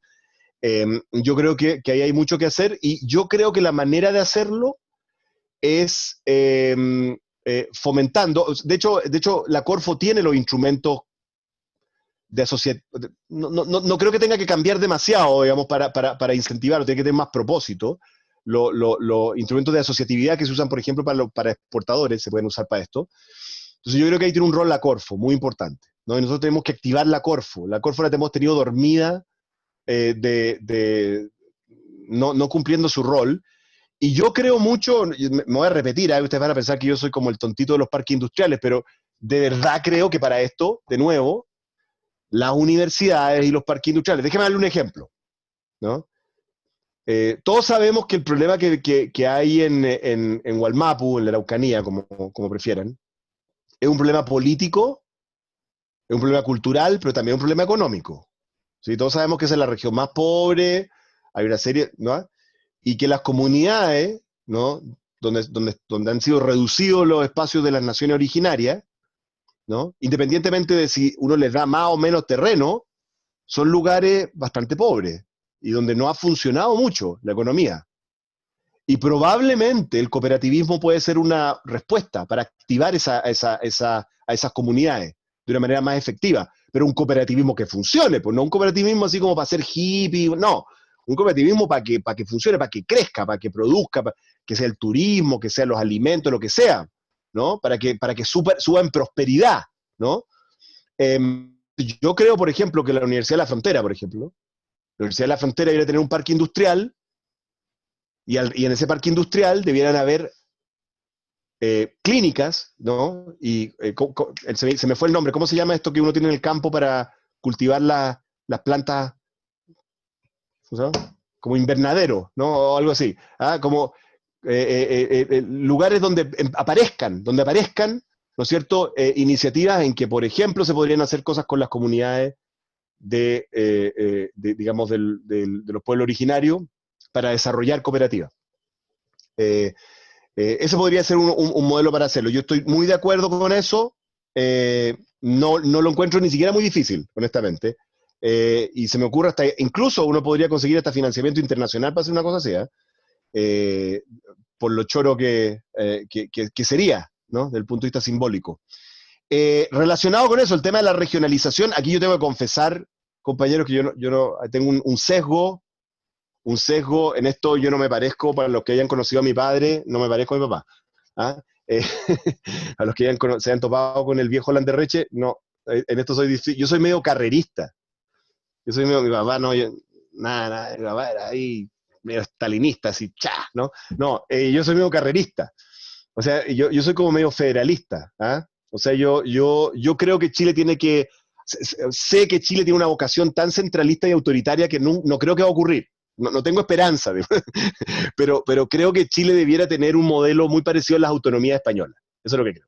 Creo que las regiones en Chile tienen el nivel de desarrollo cultural, económico, político, todo lo demás, ¿no? Incluso de tamaño de gente, por así decirlo, en que de más que puede haber autonomías al estilo español. Yo creo que obviamente Concepción hace mucho tiempo, desde la colonia, que tiene ese estatus, pero ahora hay más, pues, ¿no? Antofagasta, Temuco, un Puerto Montt, o sea, hay lugares que tienen su... Y yo creo que deberíamos evolucionar hacia eso. Y creo que en ese marco también hay que discutir el tema de la autonomía de las comunidades de las naciones originarias también. Yo en eso tengo una posición. Creo que Chile tiene una deuda histórica con con todas, pero sobre todo con el pueblo mapuche, ¿ya? Entonces, yo también creo en eso. Ahora, ¿qué rol juega eso en el modelo de desarrollo productivo? Enorme, porque resulta ser que si tomamos el espíritu de la intervención de Cristian, ¿sí? Una de las cosas a las que tenemos que vacunarnos es de esta idea de que es lo mismo hablar de política de desarrollo productivo, ¿no? Activismo estatal para generar política de desarrollo productivo, eso es una cosa, pero eso no es lo mismo que dirigismo, ¿no? O sea, que uno impulse el desarrollo desde el Estado no significa que uno escoge los sectores, pues, bueno, no es como que uno diga, oye, ¿sabes qué más? He decidido que se van a producir, ¿entendí? Zapatillas, digamos, no tengo idea, Curanilahue. ¿Y por qué, güey? Porque yo lo digo, po, ¿ah? Porque el Politburó ha decidido, compañero, obedezca, ¿no? Cumpla con su... No. O sea, eso queda como una cosa un poquito de la época de los años 50, esto de como que llegaba alguien y decía, oye, vamos a colocar una fábrica de camiones, ¿dónde? En Quintero. ¿Por qué? Porque sí, po. Porque, ¿no? Y de camiones polacos. No, eso no tiene ningún sentido. ¿No es cierto? Y porque obviamente algunos experimentos o algunos intentos de generar nuevos negocios funcionan y otros no, pues. Entonces uno tiene que hacer mucho, eso es lo que pasa. Tiene que empujar muchas cosas para que algunos resulten y otros no. ¿Y quién está mejor capacitado para eso, para impulsar algunas cosas y otras no?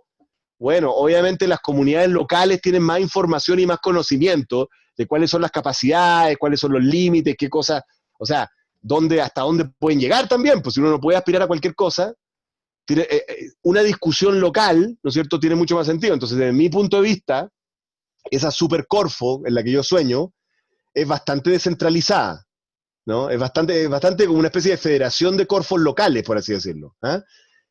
Donde esas discusiones tienen que ver con modelos de desarrollo. Yo mira, una visita que yo hice el año pasado, antes de que quedara la crema en Chile, a la región del Biobío, hablé de esto y me pregunta, y de repente alguien en la prensa me preguntó, oiga, pero si nosotros tenemos una política de desarrollo regional, y yo dije, oh, mira, mándenmela, güey, ¿ya? Y entonces me la mandaron, y era un papelito que decía cosas como la siguiente, decía, nosotros queremos más desarrollo e igualdad. Yo estoy de acuerdo, ¿no? Y queremos además que ser un polo tecnológico. ¿Quién no quiere ser un polo tecnológico? ¿No? Eso no es una política de desarrollo, era una especie como de colección de aspiraciones, bueno, o sea, de lugares comunes, francamente, ¿no? Entonces, en el fondo, una política de desarrollo es qué es lo que uno va a hacer para conseguir eso, pues, ¿no?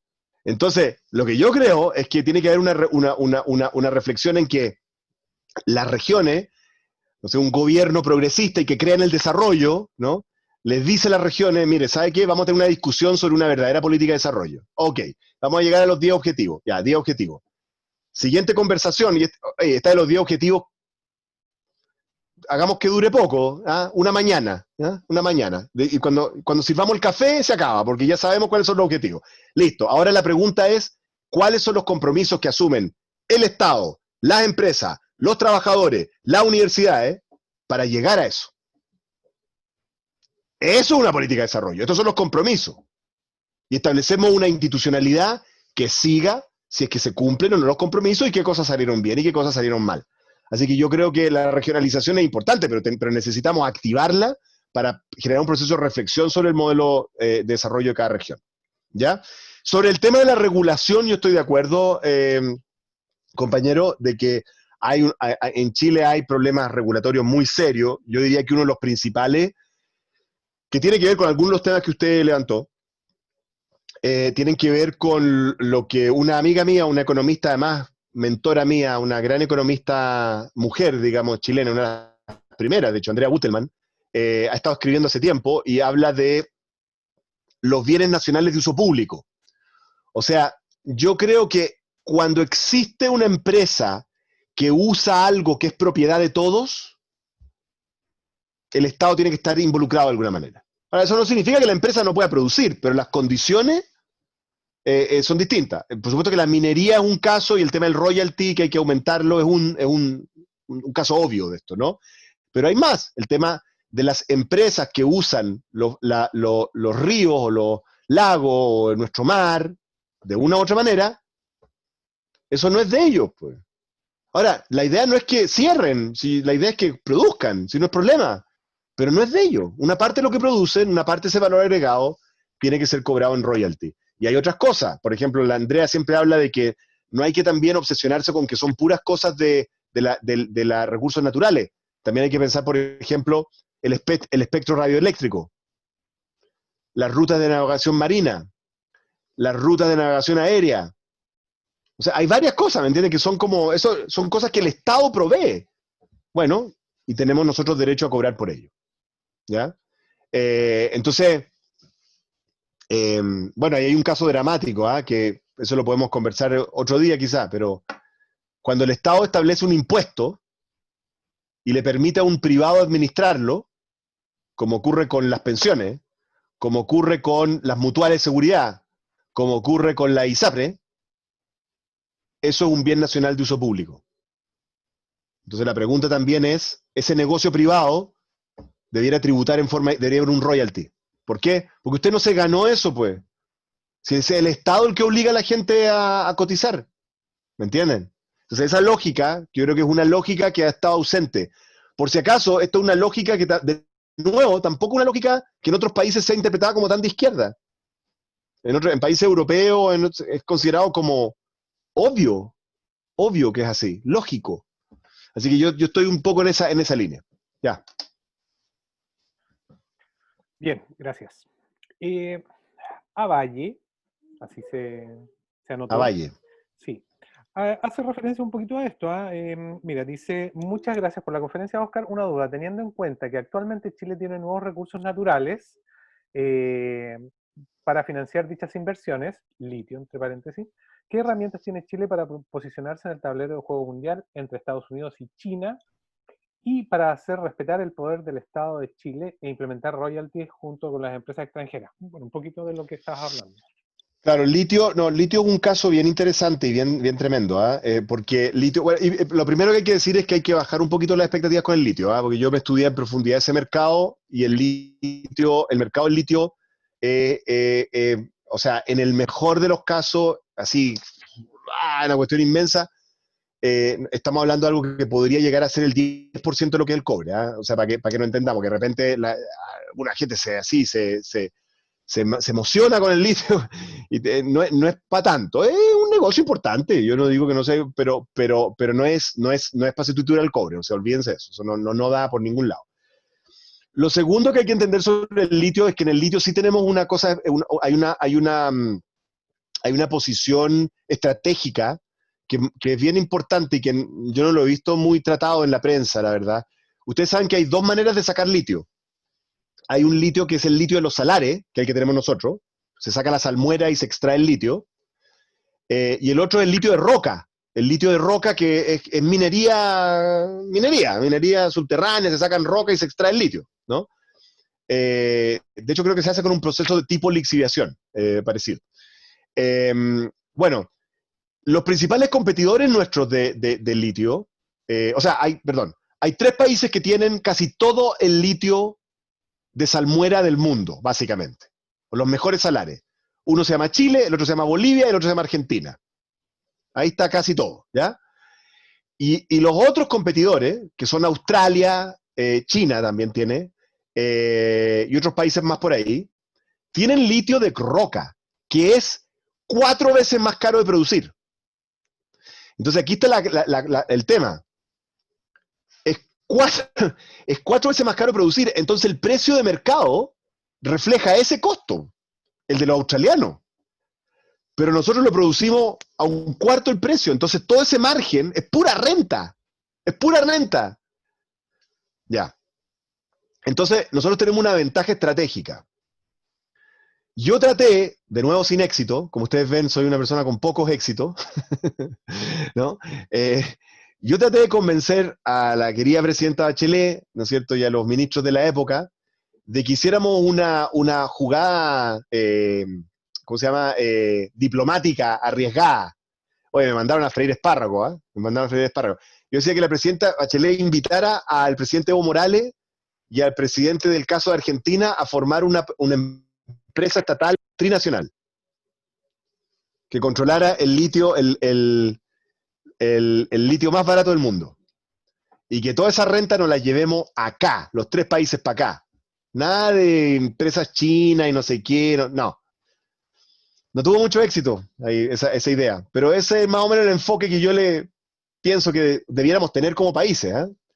Y ser bien duro en esto, bien así como los petroleros, que son duros, ¿no? Este litio y esto es para acá. Y se reparte proporcionalmente, eso es súper fácil, cómo se reparte acá. En fin, pero no, pues ahora tenemos, los chinos se metieron por Argentina, se metieron por acá, se metieron por allá, porque, lógico, ellos están jugando su juego. En fin, cuando uno es débil políticamente y cuando uno está dividido, ¿no? Divide y vencerán, dicen. ¿Ah? Bueno, ese es un primer problema. Segundo problema con el litio. En el litio está metido Ponce Lerú, ¿no? En el litio está metido SQM, ¿no? Y la verdad es que la manera en que está... otro error que hay que tener cuidado. Hay que tener cuidado cuando uno dice nacionalicemos el litio, porque, ojo, porque el litio ya está nacionalizado. ¿No? Lo que ya es del Estado. Lo que pasa es que en el fondo comillas, concesiona, se licita, por así decirlo, su explotación, ¿ya? Entonces, no tiene mucho sentido eso de decir nacionalicemos el litio, ¿ya? Entonces, bueno, pero la manera en que está concesionado es mala, es muy mala, y bueno, imagínense, toda esa renta de la que yo les hablé, ¿no? La diferencia entre el precio australiano y el nuestro, se la llevaba a este señor, pues, ¿no? Que consiguió esa empresa pololeando, vamos a decirlo de esa manera, ¿no? Y después corrompiendo la mitad de la política chilena, digamos las cosas como son también, ¿no? Entonces, obvio, entonces yo creo que eso hay que terminarlo. Eso hay que terminarlo. Mi propuesta siempre fue que usáramos a Codelco para crear una especie como de empresita filial, parecida a la de Codelcotec, ¿ya? Yo le puse un nombre, pero a nadie le gustó, ¿no? Que era algo así como Compañía Chilena del Litio, Codeli. Me dijeron, no, pues eso no suena bien. A los mineros no les gustan esos nombres, tienen que ser más, ¿no? Codeli, ¿qué es eso? No tiene que ser más varonil, me dijeron. Eso me dijo Nelson Pizarro. Bueno, en fin. Pero una empresa estatal que controla el litio, no para que lo explote la empresa estatal necesariamente, que eso puede ser un modelo. Otro modelo puede ser que esa empresa, con un directorio, con una cosa que preserve el interés del Estado, licite la explotación, pero sacando la renta para el Estado. ¿Ya? Esa es la manera en que yo enfrentaría el tema del litio. Yo creo que el tema de las baterías y todo lo demás, de nuevo, ahí caemos como en la cosa esta de Bélgica y los chocolates. Yo creo que puede ser que sea un negocio. Es cierto que el litio es importante para las baterías eléctricas, pero no es cierto que sea lo único. O sea, para hacer una batería moderna de auto, el litio forma una partecita nomás. Es como el 5% del valor de la batería. Entonces, yo no tengo problema con que intentemos el tema de las baterías por otras razones, porque yo creo que les voy a contar a continuación, pero no creo que tenga que ver necesariamente con que tengamos litio. Yo creo que al litio hay que sacarle la mayor renta posible para el Estado. Eso es lo que creo. Ese es el objetivo primero. Y en este momento no está ocurriendo. Le voy a decir otra cosa, además. Aquí esto habla pésimo de nuestra política y de la política de la izquierda chilena. Porque durante el gobierno de la presidenta Bachelet II, la presidenta sí le dio permiso al presidente de la Corfo de ese momento, a Eduardo Vitrán, para renegociar los contratos. Y él se fue de cabeza contra Ponce Lerú.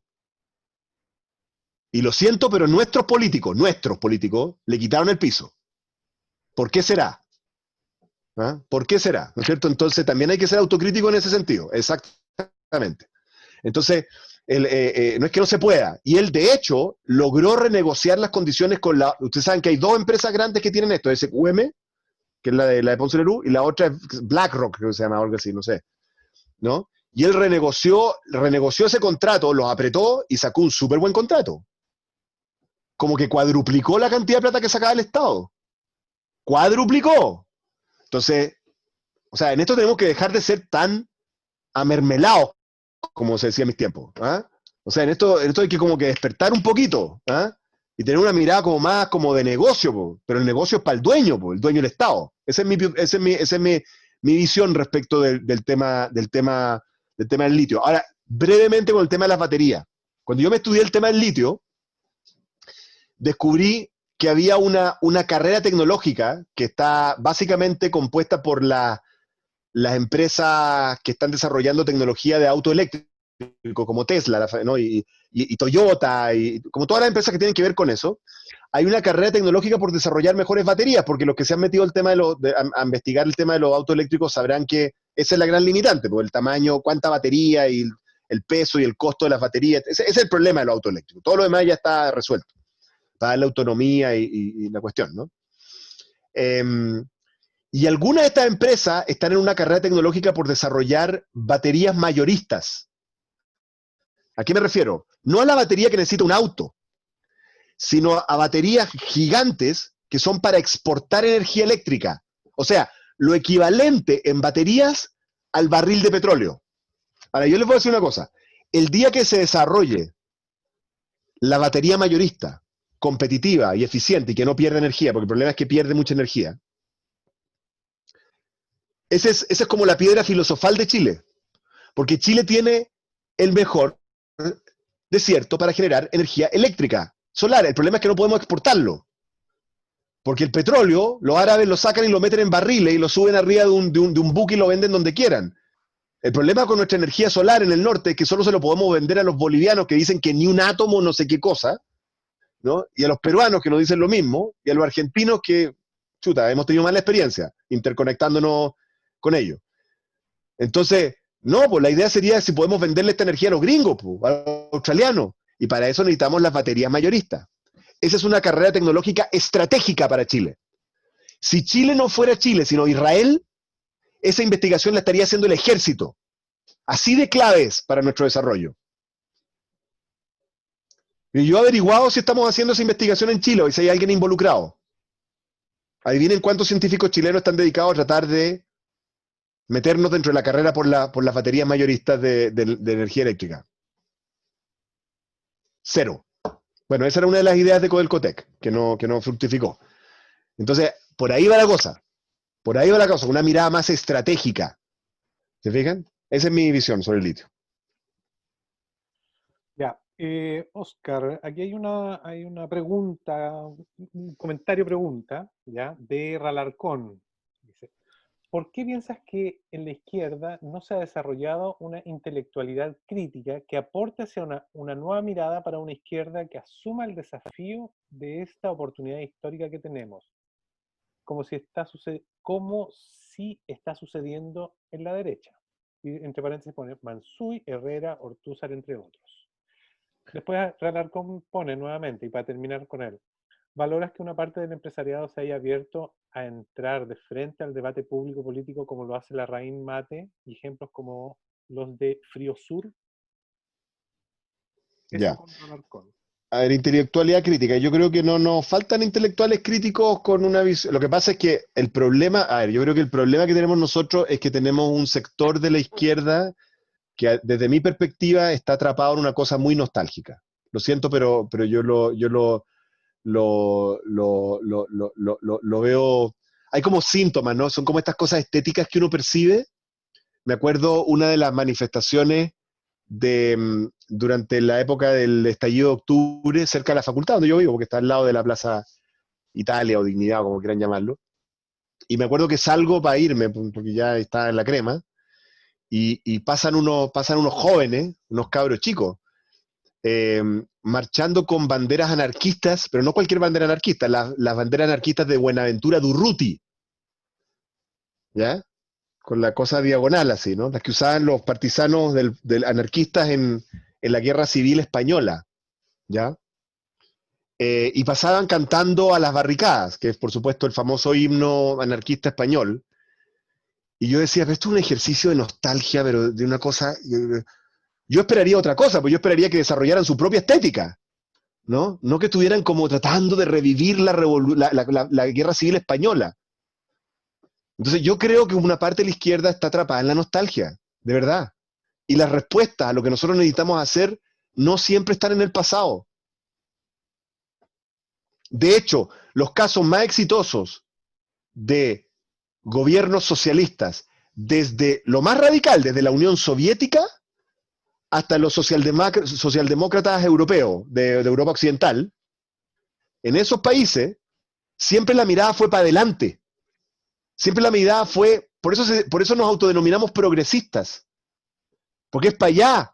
Lo que se hizo antes ya no sirve. Marx decía que todos los socialistas antes que eran utópicos, no servían para nada.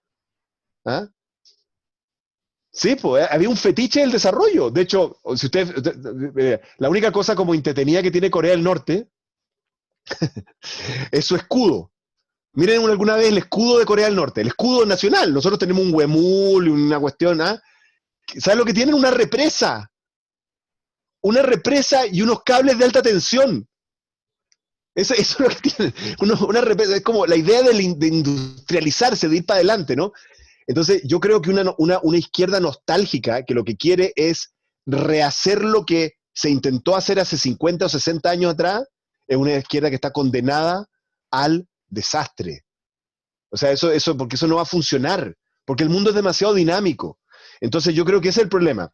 Sí existen, humildemente yo quizá podría hacer un aporte a eso, intelectuales críticos que han intentado redireccionar la conversación pública en la izquierda.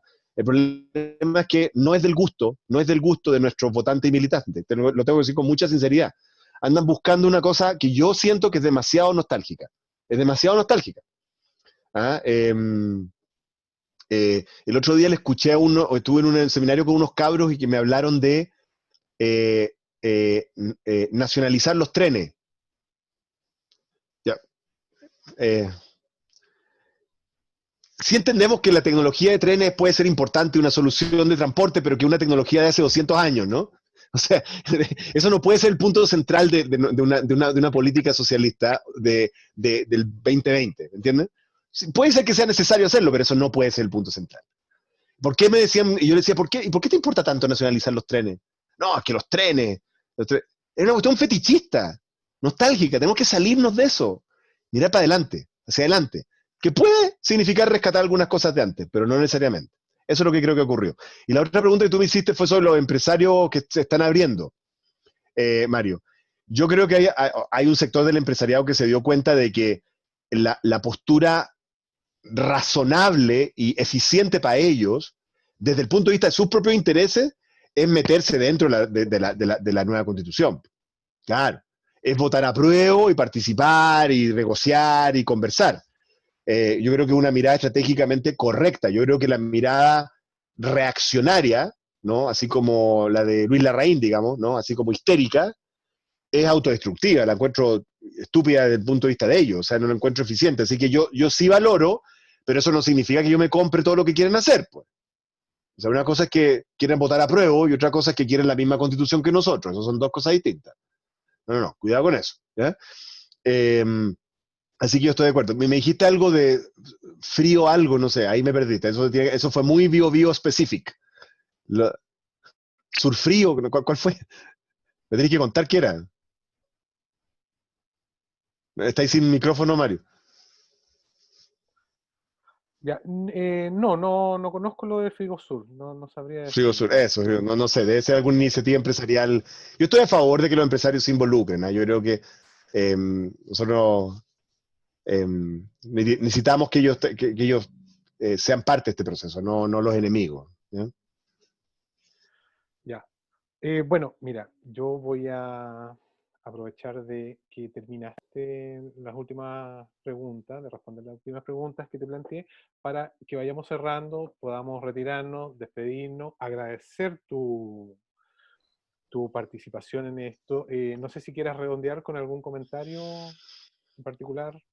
No, simplemente agradecer la invitación, siempre entretenido hablar con los compañeros y las compañeras sobre estos temas y otros. Creo que es muy importante reflexionar sobre lo que viene en el proceso constituyente, porque hay otra cosa que tiene el bendito proceso constituyente, que, de nuevo, en la lógica un poquito frívola de la política de hoy, se pierde, pero la realidad es que tan importante como el proceso constituyente y la constitución que salga es cuáles son los gobiernos que vamos a tener de aquí en adelante, pues esos gobiernos van a tener que implementar esa constitución. Y uno puede escribir la constitución más linda de la historia y terminar con un Trump a cargo de esto, algún payasito así, y las cosas pueden salir muy mal. Y puede fracasar la constitución, por linda que sea, por bien escrita que sea, puede fracasar. Entonces yo creo que es muy importante que reflexionemos en la izquierda sobre lo que queremos hacer, porque el desafío es constituir coaliciones que nos permitan gobernar de nuevo.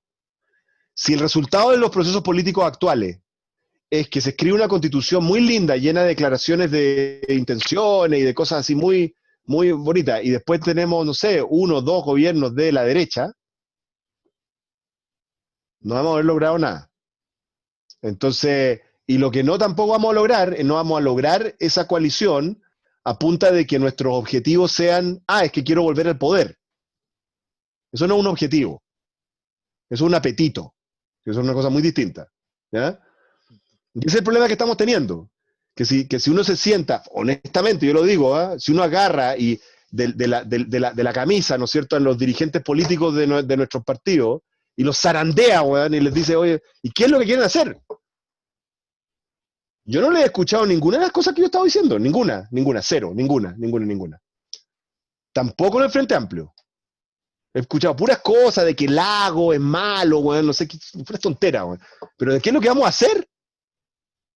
¿Ya? Entonces, importante la reflexión sobre lo que queremos hacer, porque la única manera de constituir gobiernos coherentes es sabiendo lo que tú quieres hacer. No siempre lo que vas a hacer es perfecto. La experiencia de la concertación lo demuestra. La concertación tuvo muchas imperfecciones, pero sabían lo que querían hacer, pues. Pero estaba clarito lo que querían hacer. Recuperar la democracia, ir lentamente reconstituyendo el sistema de bienestar, Eso es lo que querían hacer. Y eso te dio para una coalición que funcionó durante mucho tiempo. Que le faltaron muchas cosas por hacer, sin duda. Pero todo el mundo que estaba dentro de esa coalición entendía lo que había que hacer. Todo grupo humano, un grupo de mineros, un grupo de estudiantes, un grupo de trabajadores, necesita 3 cosas para funcionar como grupo. 3. Una, la primera, saber qué es lo que vamos a hacer. Lo primero que hace un jefe, oye cabro, esto es lo que vamos a hacer. Si no, no hay ningún grupo. ¿Qué es lo que vamos a hacer? ¿Vamos a construir una casa? ¿Qué vamos a hacer? Segundo, ¿qué es lo que usted me pide a mí para que podamos hacer eso? ¿Qué me pide usted a mí? Segunda cosa, porque podemos querer hacer una casa, pero ¿qué es lo que tengo que hacer yo? Todo el mundo tiene que entender lo que tiene que hacer, qué es lo que vamos a hacer y qué es lo que yo tengo que hacer, para que eso sea posible. Y la tercera condición, ¿cómo participo yo de lo que ganamos todos en conjunto? ¿Cómo voy ahí? El viejo CBA, el cómo voy ahí. Entonces, ¿qué es lo que vamos a hacer? ¿Qué es lo que me piden a mí hacer? Y CBA. Todo grupo humano es así. Y la coalición de centro izquierda o de izquierda, como quieran, progresista, que en el futuro pueda recuperar el gobierno, tiene que tener total claridad sobre esas 3 cosas. Y el primero es, ¿qué es lo que vamos a hacer? Y nos faltan eso. Bien, voy a abrir los micrófonos para que podamos despedirnos de ti, todos los asistentes que habemos en este momento, no sin antes primero agradecerte de verdad, muchas gracias, agradecido de tu voluntad, de tu disposición, de la entrega que demostraste en esta presentación, muy interesante, muy contundente, completísima, y decir que aquí, a todos los compañeros, aquí tenemos a un verdadero representante del socialismo y a una figura enorme, una tremenda figura que, oye, don Jaime tiene 84, tenemos para Oscar Landerreche para mucho rato más. Voy a No me agarra el corona, y ahí, voy a habilitar los como a micrófonos. Trump. Vamos a pedir. Ya, ahí está. Compañeros, están sus micrófonos habilitados para que quien guste se pueda despedir. Robinson, ahí tenemos un gran valor también en la universidad. Cristian trabaja en Santiago en la universidad también. ¿Ya? Saludos. Saludos a todos, profesores. Muchas gracias. Muchas gracias, don Oscar. Gracias, Oscar. Aquí. Ok. Ya, Nos vemos. la pesca, un tema súper Nos vemos la interesante. próxima. Muchas Atento gracias. llegué, Vaya bien. atento llegué atrasado, pero bien. Está bueno. Gracias. Ok. Nos vemos, chao. Gracias. Chao. Chao, chao. Gracias, Mario. Muchas gracias.